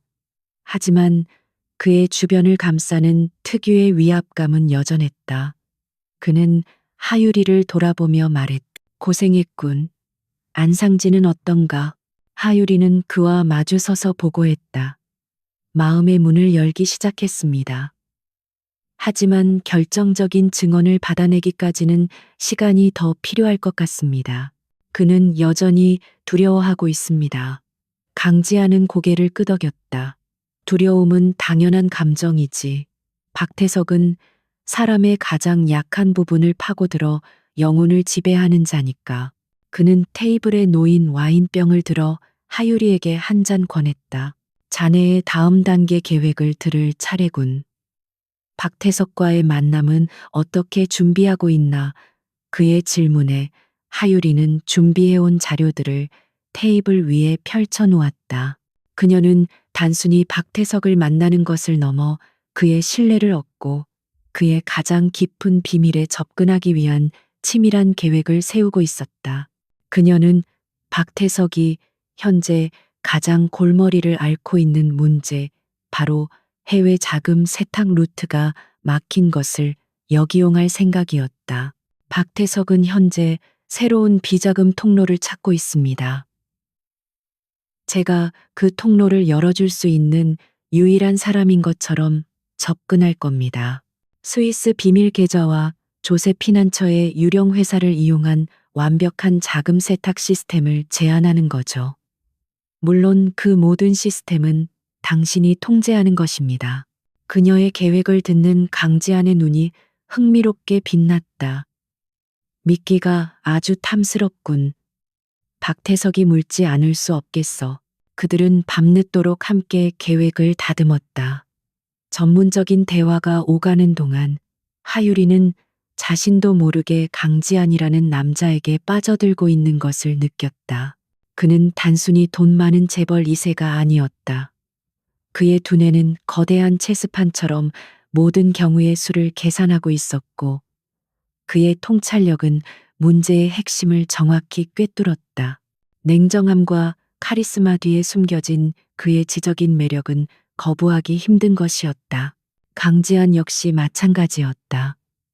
그는 자신이 던진 이수연이라는 역할을 완벽하게 소화해내는 것을 넘어 자신만의 전략까지 구상해내는 하유리의 능력에 감탄하고 있었다. 그녀는 그가 던진 미끼가 아니라 함께 전장을 누비는 파트너가 될 자격이 충분했다. 처음에는 단순한 무기로 생각했던 그녀의 존재가 그의 마음속에서 조금씩 다른 의미로 변해가고 있었다. 대화가 잠시 끊겼을 때 강지한이 불쑥 물었다. 왜 기자가 됐나? 그의 갑작스러운 질문에 하유리는 잠시 당황했다. 하지만 이내 담담하게 대답했다. 어릴 때 아버지가 억울한 누명을 쓰고 운영하던 작은 공장을 잃는 것을 봤습니다. 힘없는 사람은 진실을 말해도 아무도 들어주지 않더군요. 그때 결심했습니다. 세상의 작은 목소리들을 대신 전해주는 사람이 되겠다고. 그녀의 대답에 강지한의 눈빛이 미세하게 흔들렸다. 그는 잠시 먼 바다를 바라보다가 나지막이 자신의 이야기를 꺼냈다. 내 아버지는 당신이 생각하는 그런 훌륭한 경영인이 아니었어. 그는 성공을 위해서라면 아들인 나까지도 기꺼이 도구로 이용하는 사람이었지. 유진 그룹의 성장 뒤에는 수많은 사람들의 눈물과 희생이 있었어. 박태석과 내 아버지는 본질적으로 같은 종류의 인간들이야. 그의 고백은 충격적이었다. 하유리는 처음으로 그의 차가운 가면 뒤에 숨겨진 상처와 고뇌를 엿볼 수 있었다. 그가 왜 그토록 천무그룹을 무너뜨리려 하는지, 그가 말했던 정의 구현이 아닌 나의 전쟁이라는 말의 의미를 이제야 조금은 알 것 같았다. 그는 아버지가 만든 부패한 세계를 자신의 손으로 청산하고 싶었던 것이다. 그것은 아버지에 대한 복수이자 자기 자신에 대한 구원이었다. 그 순간 두 사람 사이의 벽이 허물어졌다. 더 이상 의뢰인과 무기의 관계가 아니었다. 비슷한 상처를 가슴에 품고 같은 적을 향해 칼을 겨눈 동지. 그들은 서로의 눈에서 깊은 이해와 연대를 발견했다. 직업적인 긴장감은 어느새 사라지고 그 자리에는 미묘하고 따뜻한 감정이 싹트기 시작했다. 밤바다가 두 사람의 침묵을 부드럽게 감싸 안았다. 다음 날 하유리는 다시 서울로 돌아갈 준비를 했다. 떠나기 전 강지한은 그녀에게 작은 만년필 하나를 건넸다. 평범한 펜처럼 보이지만 긴급 상황 시 위치 추적과 녹음이 가능한 장치다. 무슨 일이 생기면 이걸 눌러. 내가 반드시 자네를 찾아내겠다. 그의 목소리에는 단순한 비즈니스 파트너에 대한 배려 이상의 감정이 실려 있었다.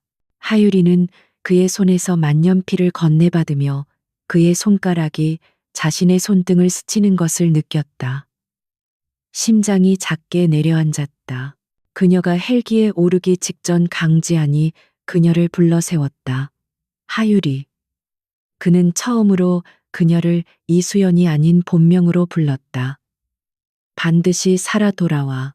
그 말은 명령도 부탁도 아니었다. 그것은 그의 진심이었다. 하유리는 그를 향해 희미하게 미소 지으며 고개를 끄덕였다. 그녀는 이제 혼자가 아니었다. 비록 세상에서 가장 위험한 연극을 홀로 해내야 하지만 그녀의 뒤에는 자신을 믿어주는 단 한 사람이 있었다. 그것만으로도 그녀는 무엇이든 해낼 수 있을 것 같았다. 서울로 돌아온 하유리는 더 이상 하유리가 아니었다. 그녀는 머리부터 발끝까지 완벽한 이수연이 되어 있었다. 며칠 후 박태석의 비서실로부터 공식적인 만남을 제안하는 연락이 왔다. 약속 장소는 청담동의 최고급 멤버십 바, 박태석이 자신의 은밀한 거래를 위해 자주 이용하는 곳이었다. 하율이 아니 이수연은 약속된 시간에 맞춰 조금의 흐트러짐도 없는 모습으로 그곳에 나타났다. 바의 가장 깊숙한 곳에 위치한 프라이빗 룸에서 박태석이 그녀를 기다리고 있었다. 그는 값비싼 시가와 위스키 잔을 앞에 두고 여유로운 포식자의 모습으로 앉아 있었다. 그는 이수연을 보자마자 자리에서 일어나지 않고 오만한 눈빛으로 그녀를 훑어보았다. 그의 첫 마디는 인사말이 아닌 날카로운 질문이었다. 천무화학 내부 정보를 어디서 얻었지? 이수연은 그의 무례한 태도에 조금도 당황하지 않았다. 그녀는 오히려 그의 맞은편 소파에 우아하게 앉으며 여유로운 미소로 대답했다. 정보의 출처를 묻는 것은 이 바닥의 예의가 아니죠. 박 부회장님. 중요한 것은 그 정보로 누가 돈을 벌었느냐가 아닐까요? 그리고 저는 벌었죠. 아주 많이. 그녀의 당당한 태도에 박태석의 눈썹이 살짝 치켜 올라갔다. 그는 위스키를 한 모금 마신 후 본론으로 들어갔다.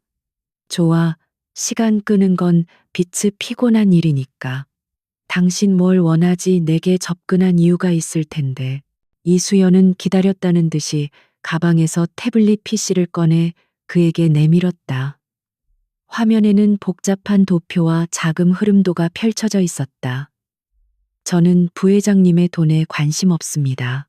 저는 부회장님의 돈이 더 자유롭게 흐를 수 있는 길을 열어드리고 싶을 뿐입니다. 그것은 강지한과 함께 밤새도록 설계한 가상의 자금 세탁 시스템이었다. 스위스의 유령 법인과 카리브해의 조세 피난처, 그리고 추적이 불가능한 암호화폐 시장을 경유하는 완벽한 루트. 박태석의 자금 전문가라도 혹할 만큼 정교하고 대담한 계획이었다. 박태석은 의심스러운 눈으로 그녀를 쳐다보았다. 이런 엄청난 걸 나한테 공짜로 주시겠다. 물론 공짜는 아닙니다. 이수연이 웃으며 말했다. 저는 단지 제 자금도 그 길을 통해 함께 여행하고 싶을 뿐입니다. 큰 돈은 혼자 움직이는 것보다 함께 움직일 때 더 안전한 법이죠. 그리고 길을 터주는 대가로 저는 약간의 통행료를 받을 생각입니다. 전체 자금의 5% 정도. 그녀의 제안은 합리적이었고 그녀의 욕심은 오히려 박태석의 의심을 덜어주었다.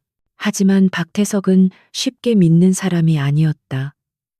그는 이수연을 시험해 보기로 했다. 좋아. 마음에 드는 제안이군. 하지만 큰 돈을 움직이기 전에 당신의 능력을 먼저 확인해 봐야겠어. 여기 작은 돈이 있네. 100억. 이 돈을 당신이 말한 루트를 통해 깨끗하게 만들어서 일주일 안에 내가 지정한 계좌로 넣어봐. 성공하면 더 큰 비즈니스를 이야기하지. 이것은 그녀를 떠보기 위한 미끼이자 함정이었다. 이 모든 것은 강지한의 예상 시나리오 안에 있었다. 이수연은 자신만만한 표정으로 그의 제안을 받아들였다. 일주일이나 필요 없습니다. 사흘이면 충분합니다. 그녀는 박태석이 보는 앞에서 그의 돈을 자신의 계좌로 이체받았다. 그리고 그 돈은 곧바로 강지한이 만들어 놓은 감시 가능한 모래상자 안으로 흘러 들어갔다. 박태석의 해커들이 아무리 추적해도 그 돈은 완벽하게 세탁되는 것처럼 보일 터였다. 사흘 뒤 이수연은 약속대로 100억 원을 수수료를 뗀 금액만큼 정확하게 박태석의 차명 계좌로 입금했다. 박태석의 재무팀은 돈의 출처를 샅샅이 뒤졌지만 그 돈은 스위스의 한 자선단체의 기부금으로 완벽하게 위장되어 있었다. 박태석은 마침내 의심을 거두고 만족스러운 웃음을 터뜨렸다. 그는 이수연이라는 여자가 자신에게 굴러들어온 황금 거위라고 생각하기 시작했다. 신뢰를 얻는데 성공한 이수연은 본격적으로 마지막 작전을 설계하기 시작했다. 목표는 한 달 뒤 천무그룹이 주최하는 글로벌 퓨처 포럼. 전 세계의 정재계 거물들이 모이는 이 거대한 행사는 박태석이 수천억 원의 비자금을 해외로 빼돌릴 절호의 기회였다. 이수연은 바로 그날 그의 모든 것을 무너뜨릴 계획을 세웠다. 그녀는 박태석에게 포럼 당일 행사에 혼잡함을 틈타 거액의 자금을 한 번에 움직일 것을 제안했다. 그리고 그 거대한 거래를 위해 기존의 시스템보다 훨씬 더 안전하고 빠른 새로운 보안, 송금 소프트웨어가 필요하다고 설득했다. 그 소프트웨어는 물론 강지한의 팀이 개발한 치명적인 바이러스를 품고 있는 트로이 목마였다. 박태석은 완전히 그녀의 페이스에 말려들었다. 그는 이수연의 능력에 감탄하며 그녀를 자신의 비밀스러운 프로젝트의 핵심 파트너로 받아들였다. 그는 심지어 그녀에게 포럼의 VIP 자금 관리 시스템에 접근할 수 있는 최고 등급의 보안 카드까지 내주었다. 호랑이가 스스로 자신의 목에 방울을 달아준 격이었다. 모든 것이 계획대로 순조롭게 진행되는 것처럼 보였다. 한편 남해의 안전가옥에서는 안상진이 마침내 결심을 굳혔다. 그는 자신을 지키기 위해 목숨을 거는 하유리의 모습을 보며 그리고 박태석의 파렴치한 언론 플레이를 지켜보며 더 이상 침묵할 수 없다고 판단했다. 그는 하유리가 다시 섬을 찾았을 때 떨리는 손으로 낡은 다이어리 한 권을 내밀었다. 이 안에 모든 것이 있어. 그 다이어리 안에는 박태석의 모든 차명 계좌와 비자금 장부의 암호를 풀 수 있는 마스터키, 그리고 그의 비밀 금고 위치까지 알아낼 수 있는 결정적인 정보들이 깨알 같은 글씨로 적혀 있었다. 그것은 박태석의 심장을 꿰뚫을 수 있는 마지막 비수였다. 이걸로 부디 그 괴물을 멈춰주시오. 안상진은 눈물을 흘리며 말했다. 이제 모든 조각이 맞춰졌다. 박태석을 유인할 미끼, 그의 숨통을 끊을 디지털 함정, 그리고 그의 모든 죄를 증명할 마지막 증거까지. 작전의 무대는 마련되었고 주연 배우들은 각자의 위치에 섰다. 하유리는 서울로 돌아오는 헬기 안에서 도시의 야경을 내려다보았다. 한 달 뒤 저 무대 위에서 그녀는 인생을 건 마지막 연극을 펼쳐야 했다. 그녀는 강지한이 주었던 만년필을 꺼내 손에 꼭 쥐었다. 그 차가운 금속의 감촉이 그녀에게 알 수 없는 용기를 주었다. 그녀는 더 이상 혼자가 아니었다. 그녀는 이수연이라는 가면 뒤에서 하율이라는 자신의 진짜 이름과 기자로서의 사명감을 잊지 않았다. 글로벌 퓨처 포럼이 열리는 날, 그녀는 박태석의 제국의 종말을 고하고 빼앗겼던 자신의 모든 것을 되찾을 것이다. 폭풍이 몰려오고 있었다. 글로벌 퓨처 포럼이 열리는 컨벤션 센터는 전 세계에서 모여든 권력과 자본의 열기로 뜨거웠다. 수많은 언론사의 카메라 플래시가 쉴 새 없이 터졌고 각국의 정재계 거물들은 화려한 미소를 지으며 인맥을 과시했다. 행사의 주최자인 박태석은 이 모든 것의 중심에서 마치 세상의 왕이 된 듯한 오만한 자신감에 취해 있었다. 그의 곁에는 그림자처럼 완벽하게 계산된 미소를 띤 이수연이 함께였다. 그녀는 박태석의 가장 신임받는 파트너로서 VIP들만 출입할 수 있는 행사장 가장 깊숙한 곳까지 그를 수행했다. 그녀의 심장은 금방이라도 터질 것처럼 격렬하게 뛰었지만 겉으로는 조금의 동요도 내비치지 않았다. 오늘 그녀는 자신의 인생과 어쩌면 더 많은 사람들의 운명을 건 위험한 도박의 마지막 패를 던져야 했다. 그녀의 시선이 잠시 행사장 한쪽에 앉아 있는 한 남자에게 머물렀다. 강지한이었다. 그는 유진그룹의 총수로서 행사의 가장 중요한 기조연설자로 초청받았다. 그는 박태석과 가볍게 목례를 나누었지만 그 눈빛은 차갑게 스쳐 지나갔다. 누구도 그와 이수연 즉 하유리 사이에 오가는 미세한 신호를 눈치채지 못했다. 그들의 비밀 동맹은 완벽한 연기 아래 철저히 감춰져 있었다. 오늘 강지아는 무대 위에서, 하유리는 무대 뒤에서 각자의 역할을 수행할 터였다. 오전 세션이 끝나고 점심 리셉션이 시작되자 마침내 작전을 실행할 시간이 왔다. 박태석은 이수연에게 눈짓하며 행사장 뒤편에 마련된 비밀 운영실로 향했다. 그곳은 포럼의 모든 자금 흐름과 보안을 통제하는 심장부였다. 육중한 강철문을 열고 들어가자 수십 개의 모니터와 함께 천무그룹의 핵심 재무팀 직원 서너 명이 긴장된 표정으로 대기하고 있었다. 준비는 다 됐나? 박태석의 낮은 질문에 재무팀장이 고개를 끄덕였다. 네, 부회장님. 자금은 모두 준비되었습니다. 송금할 준비만 마치면 됩니다. 박태석은 만족스러운 미소를 지으며 이수연을 돌아보았다. 자, 이제 당신이 자랑하는 새로운 시스템을 보여줄 차례군. 그의 목소리에는 기대와 함께 마지막 시험을 해보려는 의도가 담겨 있었다. 이수연은 침착하게 자신이 가져온 USB를 재무팀장에게 건넸다. 이 안에 새로운 보안 송금 소프트웨어가 들어 있습니다. 설치하는 데는 5분도 걸리지 않을 겁니다. 재무팀장은 의심스러운 눈으로 USB를 받아들었다. 외부 프로그램을 함부로 설치하는 것은 규정 위반이었다. 그가 망설이며 박태석을 쳐다보자 박태석이 귀찮다는 듯이 손을 내저었다. 뭘 꾸물거려. 이수연 대표는 내 사람이야. 시키는 대로 해. 부회장의 불호령에 재무팀장은 어쩔 수 없이 USB를 중앙 서버 컴퓨터에 꽂았다. 설치 프로그램이 실행되고 몇 번의 클릭 끝에 설치 완료 메시지가 떴다. 완벽한 트로이 목마가 적의 심장부에 성공적으로 심어진 순간이었다. 이제 박태석이 송금 버튼을 누르기만 하면 그의 모든 범죄 기록은 실시간으로 강지한의 서버로 전송될 터였다. 하유리는 마른 침을 삼키며 모니터를 응시했다. 박태석은 거대한 금액이 적힌 송금 승인 화면 앞에 서서 마치 제국의 황제가 칙령을 내리듯 위험 있는 목소리로 명령했다. 실행해. 재무팀장이 떨리는 손으로 마지막 엔터 키를 눌렀다.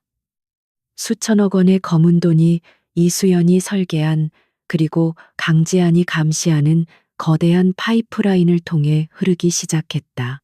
박태석의 얼굴에 탐욕스러운 미소가 번졌다. 그는 자신의 제국이 더욱 견고해졌다고 믿어 의심치 않았다. 바로 그때였다. 운영실 한쪽 구석에 있던 작은 경고등이 희미하게 깜빡이기 시작했다. 그것은 외부로 비정상적인 데이터 트래픽이 감지될 때 울리는 비상 신호였다. 재무팀 직원 중 한 명이 그것을 발견하고 소리쳤다. 부회장님 서버 데이터가 외부로 유출되고 있는 것 같습니다. 그의 외침에 운영실의 공기가 순식간에 얼어붙었다. 박태석의 얼굴에서 미소가 사라졌다. 그의 눈이 살기등등하게 변하며 이수연을 향했다. 이게 어떻게 된 거지? 이 대표 설명해 보시지. 하유리는 심장이 멎는 것 같았지만 필사적으로 평정을 가장하며 대답했다. 무슨 말씀이신지 모르겠군요. 아마 새로운 소프트웨어와 기존 보안 시스템이 충돌하면서 생긴 작은 오류일 겁니다. 금방 해결될 문제입니다. 하지만 박태석의 경호실장은 그녀만큼 침착하지 않았다. 그는 직감적으로 위험을 감지하고 즉시 부하들에게 명령했다. 운영실을 즉시 폐쇄해 아무도 못 나가. 그리고 이 여자를 당장 체포해. 검은 양복의 사내들이 일제히 하유리에게 달려들었다. 그녀는 뒷걸음질치며 테이블 위에 있던 무거운 키보드를 집어 그들에게 던졌다. 그 틈을 이용해 그녀는 운영실 구석에 있는 비상 통제 패널로 달려갔다. 데이터 전송이 완료되기까지는 앞으로 약 1분. 그 시간을 벌어야만 했다. 그녀는 비상 통제 패널의 덮개를 뜯어내고 화재 경보 시스템을 수동으로 작동시켰다. 위잉 요란한 경보음과 함께 천장에 설치된 스프링클러에서 물이 쏟아져 내리기 시작했다. 운영실은 순식간에 아수라장이 되었다. 사람들은 비명을 지르며 우왕좌왕했고 컴퓨터 장비들은 물을 맞아 스파크를 일으켰다. 박태석은 경호원들에게 소리쳤다. 저 여자 당장 잡아 하지만 쏟아지는 물줄기와 혼란 속에서 그들은 쉽게 그녀에게 접근하지 못했다. 하유리는 이 모든 혼란을 방패 삼아 필사적으로 시간을 끌었다. 그녀는 강제한이 주었던 만년필을 꺼내 뚜껑 끝을 힘껏 눌렀다. 긴급 신호가 전송되었을 것이다. 이제 남은 것은 데이터 전송이 완료되는 것을 확인하는 것뿐이었다. 그녀의 노트북 화면에는 전송 진행률을 나타내는 파란색 막대가 천천히 하지만 확실하게 차오르고 있었다. 95%, 96%, 97%. 경호원 한 명이 마침내 물줄기를 뚫고 그녀에게 달려들어 팔을 붙잡았다. 잡았다 2년 그의 소나기 힘은 강철 같았다. 하유리는 팔이 부서지는 듯한 고통 속에서도 노트북 화면에서 눈을 떼지 않았다. 제발 조금만 더. 그녀는 남은 한 손으로 남자의 얼굴을 핥히고 발로 그의 정강이를 걷어찼다. 남자가 잠시 주춤하는 사이 그녀는 마침내 그토록 기다렸던 메시지를 보았다. 전송 완료. 모든 것이 끝났다. 그녀는 몸에서 힘이 빠져나가는 것을 느끼며 그대로 바닥에 쓰러졌다. 경호원들이 벌떼처럼 달려들어 그녀의 몸을 제압했다.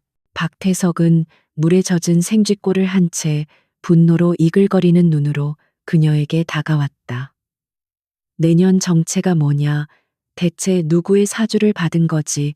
그는 그녀의 머리채를 잡아챘다. 그 순간 운영실의 육중한 강철문이 굉음과 함께 밖에서 강제로 열리기 시작했다. 한편 행사장 메인홀에서는 사회자가 강지안을 소개하고 있었다. 다음은 대한민국 경제의 미래를 이끌어가는 젊은 리더 유진그룹의 강지안 회장님을 무대로 모시겠습니다. 우레와 같은 박수 소리가 터져 나왔다. 강지안은 단상으로 올라가기 직전 자신의 스마트워치에 떠오른 작은 녹색 아이콘을 확인했다. 모든 것이 계획대로 끝났다는 신호였다.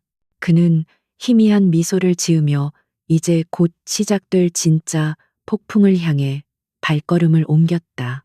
굉음과 함께 운영실의 강철문이 찌그러지기 시작했다. 박태석과 그의 경호원들은 당황한 표정으로 문을 쳐다보았다. 외부에서 강력한 유압 장비로 문을 강제로 해체하고 있는 것이 분명했다. 하유리의 머리채를 잡고 있던 박태석의 손에서 힘이 풀렸다. 그는 본능적으로 최악의 상황을 직감했다. 잠시 후 문이 완전히 뜯겨져 나가고 그 너머에서 나타난 것은 수십 명의 검찰 수사관들이었다. 선두에 선 사람은 단호한 표정의 중년 검사였다. 그는 압수수색 영장을 박태석의 얼굴 앞에 내밀며 서늘한 목소리로 말했다. 박태석 씨, 당신을 특정 경제범죄, 가중처벌 등에 관한 법률 위반, 뇌물공여 살인교사 등의 혐의로 긴급 체포합니다. 그의 말은 운영실 안의 모든 사람들에게 사형 선고처럼 울려 퍼졌다. 박태석의 재무팀 직원들은 새하얗게 질려 그 자리에 얼어붙었다. 박태석은 처음에는 믿을 수 없다는 듯이 헛웃음을 터뜨렸다. 지금 나랑 장난하는 건가? 자네들 상관이 누군지 알고나 하는 짓이야. 그는 여전히 자신의 권력이 모든 것을 막아줄 것이라 믿고 있었다. 하지만 검사는 조금의 동요도 없이 대답했다. 당신의 돈을 받은 당신의 상관들은 지금 모두 특별 감찰을 받고 있어. 이제 당신의 방패가 되어줄 사람은 아무도 없다는 뜻이지. 바로 그 순간 단상 위에서 연설을 시작한 강지한의 목소리가 운영실 내부에 설치된 스피커를 통해 울려 퍼지기 시작했다. 그의 목소리는 평소보다 훨씬 더 힘있고 단호했다. 신사숙녀 여러분, 오늘 저는 여러분께 대한민국의 경제가 나아갈 미래에 대해 이야기하기 위해 이 자리에 섰습니다. 하지만 그 미래를 이야기하기 전에 우리는 먼저 우리가 딛고 서 있는 이 현실의 어두운 이면을 직시해야만 합니다.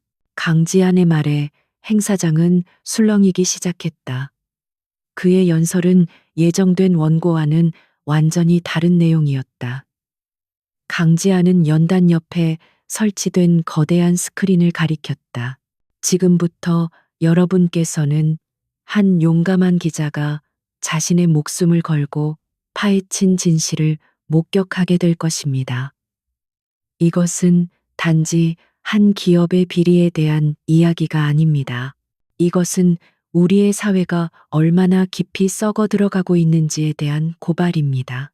그의 말이 끝나기 무섭게 거대한 스크린의 화면이 바뀌었다. 화면에 처음 나타난 것은 하유리가 목숨을 걸고 빼돌렸던 USB 안의 자료들이었다. 박태석의 비밀 장부, 뇌물 리스트, 정관계 인사들과의 은밀한 거래 내역이 적나라하게 펼쳐졌다. 행사장에 모인 수백 명의 거물들은 자신들의 눈을 의심했다. 화면에는 자신들의 이름과 익숙한 동료들의 이름이 버젓이 올라와 있었다. 박태석의 얼굴은 이제 하얗다 못해 파랗게 질려 있었다. 그는 미친 사람처럼 소리쳤다. 저건 가짜야, 조작된 거라고. 당장 저 화면을 꺼. 하지만 이미 늦었다. 강지한의 팀은 행사장 전체의 방송 시스템을 완벽하게 장악한 상태였다. 스크린의 화면은 다음 장면으로 넘어갔다. 그것은 안상진 전 재무부장이 자신의 모든 죄를 고백하고 박태석의 범죄를 증언하는 영상이었다. 저는 박태석 부회장의 지시를 받고 수년간 비자금을 관리했습니다. 그의 손은 피로 물들어 있습니다. 그는 자신의 앞길을 막는 사람이라면 누구든 어떤 방법으로든 제거해 왔습니다. 안상진의 떨리는 목소리는 행사장을 넘어 생중계되고 있던 모든 방송 채널을 통해 전국으로 퍼져나갔다. 대한민국이 그야말로 발칵 뒤집히는 순간이었다. 운영실 안 박태석은 완전히 무너져 내렸다. 그는 수사관들에게 붙들린 채 스크린을 보며 절망적으로 중얼거렸다. 안상진, 저 배신자 자식.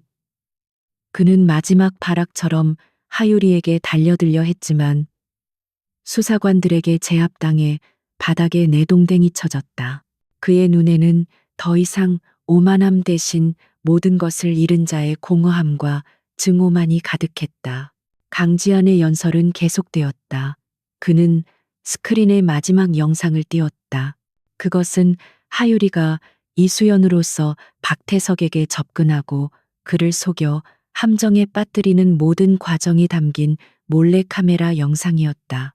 강지한의 팀이 그녀의 안전을 위해 그녀가 착용한 모든 액세서리에 초소형 카메라를 설치해 두었던 것이다. 영상 속에서 박태석은 자신의 입으로 직접 범죄를 계획하고 지시하고 있었다. 행사장은 이제 경악을 넘어 충격과 분노의 도가니가 되었다. 사람들은 스크린 속의 박태석과 수사관들에게 끌려나가는 초라한 현실 속의 박태석을 번갈아 보았다. 그가 쌓아 올린 거대한 부패의 제국이 1시간도 채 안 되는 시간 동안 백일화에 드러나고 산산조각 나는 순간을 모두가 목격하고 있었다. 수많은 카메라 플래시가 이제는 범죄자가 된 박태석에게 무자비하게 쏟아졌다. 모든 증거 공개가 끝난 후 강지하는 연설을 마무리했다.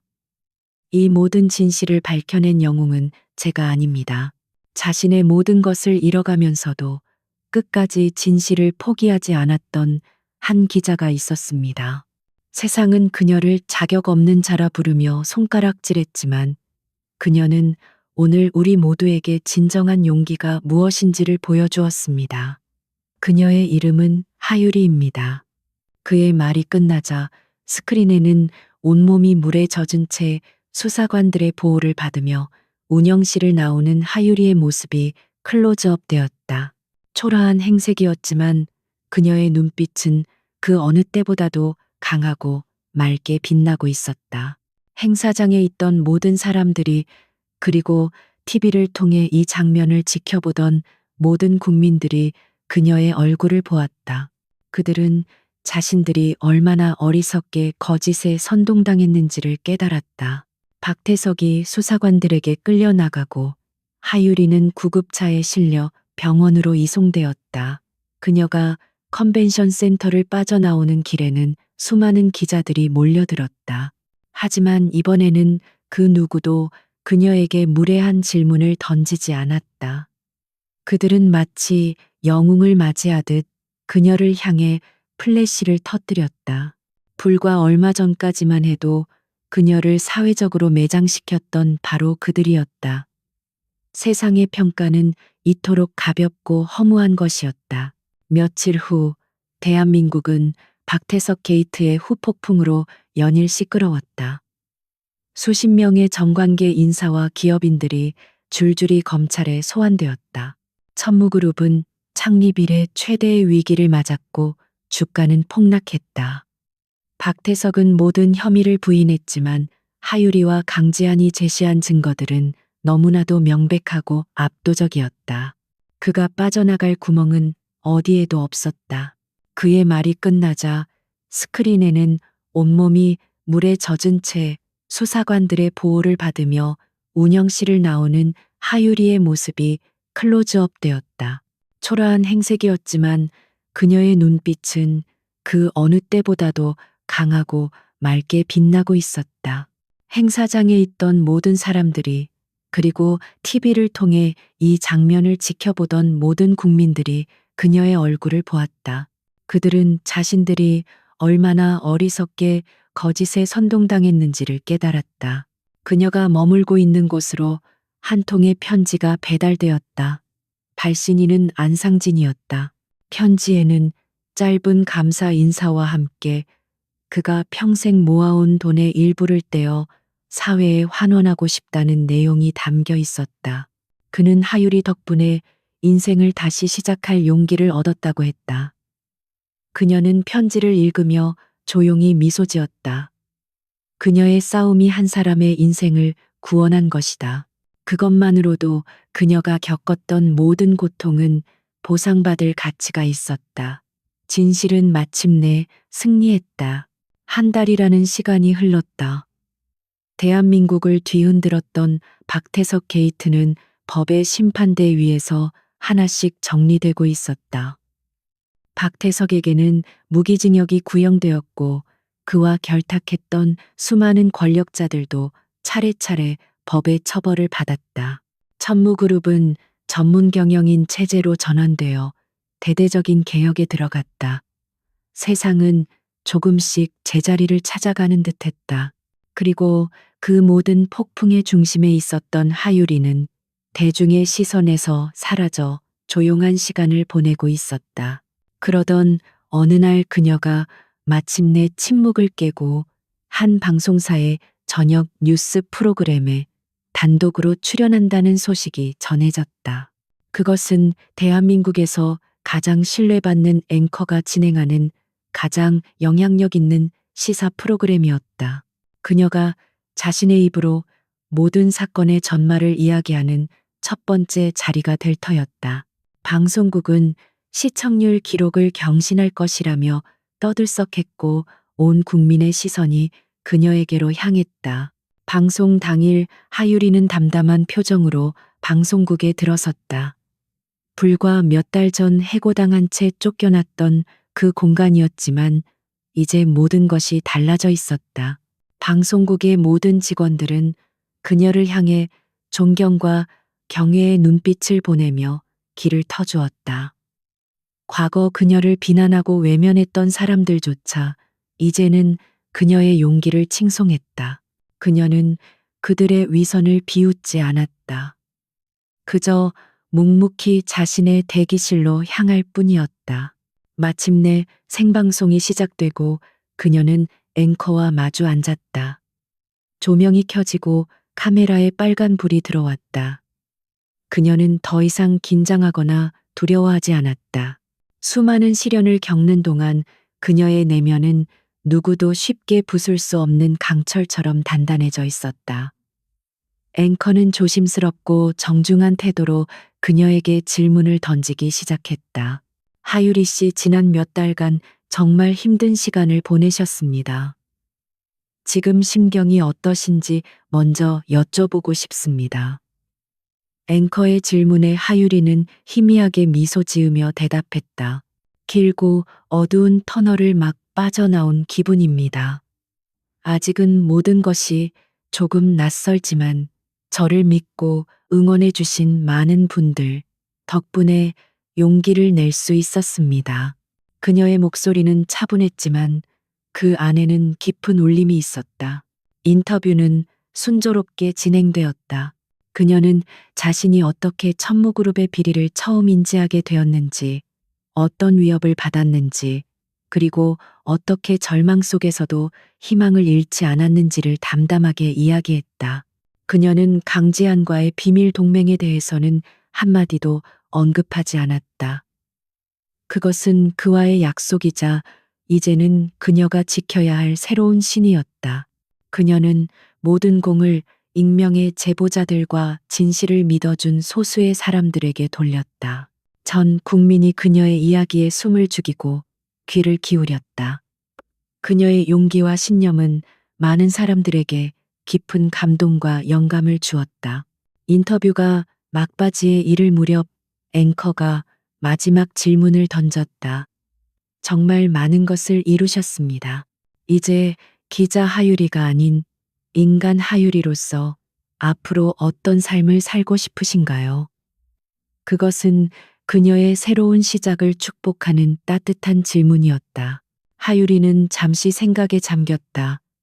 그리고 막 입을 열어 대답하려던 그 순간이었다.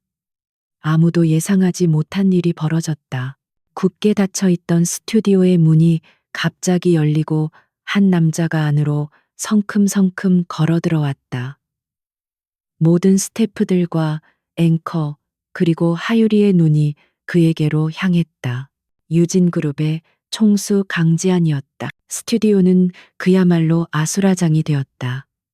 부조정실에서는 PD가 고함을 질렀고 스태프들은 어쩔 줄 몰라 우왕좌왕했다.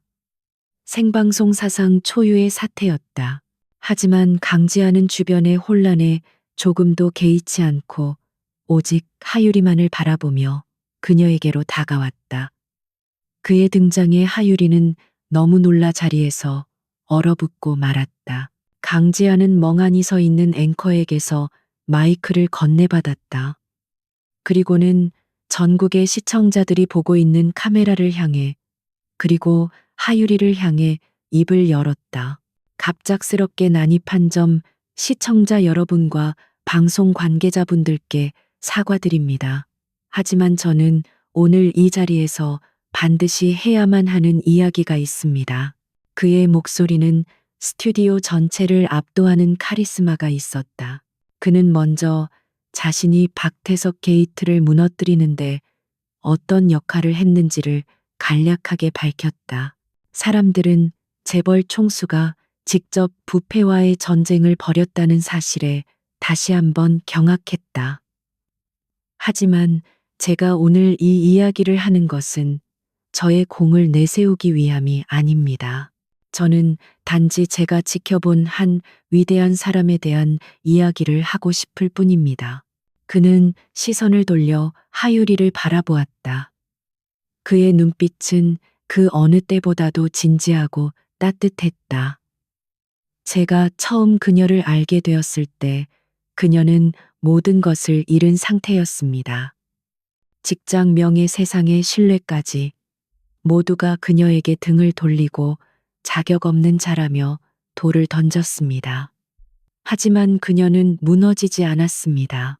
그녀는 칠흑 같은 절망 속에서도 자기 자신에 대한 믿음과 진실에 대한 신념을 결코 포기하지 않았습니다. 그의 목소리가 스튜디오에 울려 퍼졌다. 하유리의 눈시울이 뜨거워지기 시작했다. 세상은 그녀가 자격이 없다고 말했지만 오늘 저는 이 자리에서 분명히 말하고 싶습니다. 제가 평생을 살아오면서 만나본 수많은 사람들 중에 그녀만큼 용감하고 정의롭고 아름다운 영혼을 가진 사람은 없었습니다. 그녀야말로 이 세상 그 누구보다도 자격 있는 사람입니다. 그의 말이 끝나자 강지하는 모두가 지켜보는 앞에서 천천히 한쪽 무릎을 꿇었다. 그의 손에는 어느새 작은 벨벳 케이스가 들려 있었다. 그가 케이스를 열자 그 안에서 영롱한 다이아몬드 반지가 밤하늘의 별처럼 빛났다. 하유리는 자신의 눈을 믿을 수 없었다. 그녀는 숨을 쉬는 것조차 잊어버렸다. 대한민국에서 가장 부유하고 강력한 남자가 온 국민이 지켜보는 생방송 카메라 앞에서 세상 가장 낮은 자세로 그녀를 올려다보며 말했다. 하유리 씨, 당신이 잃어버렸던 모든 것을 내가 되찾아 줄 수는 없겠지만 앞으로 당신이 살아갈 모든 순간을 내가 함께하고 싶습니다. 당신의 상처를 보듬고 당신의 용기를 지켜주는 방패가 되고 싶습니다. 나와 결혼해 주시겠습니까? 그의 청혼은 대한민국 전체를 뒤흔든 충격적인 사건이자 가장 로맨틱한 순간이었다. 스튜디오의 모든 사람들은 숨을 죽인 채 하유리의 대답을 기다렸다. 하유리의 뺨 위로 뜨거운 눈물이 흘러내렸다. 그것은 슬픔의 눈물이 아닌 기쁨과 감격, 그리고 모든 것을 보상받는 듯한 구원의 눈물이었다. 그녀는 눈물 속에서 환하게 웃으며 천천히 고개를 끄덕였다. 그 순간 스튜디오는 우레와 같은 박수와 환호성으로 가득 찼다. 다음 날 모든 신문과 방송의 헤드라인은 한 문장으로 통일되었다. 세상이 버렸던 그녀, 세상의 왕자에게 청혼받다. 그것은 한편의 동화 같은 이야기였고 불의에 맞서 싸운 용감한 여인에게 주어진 최고의 해피엔딩이었다. 하유리와 강지한 두 사람은 그렇게 세상의 중심에서 서로의 손을 잡고 새로운 미래를 향한 첫걸음을 내디뎠다.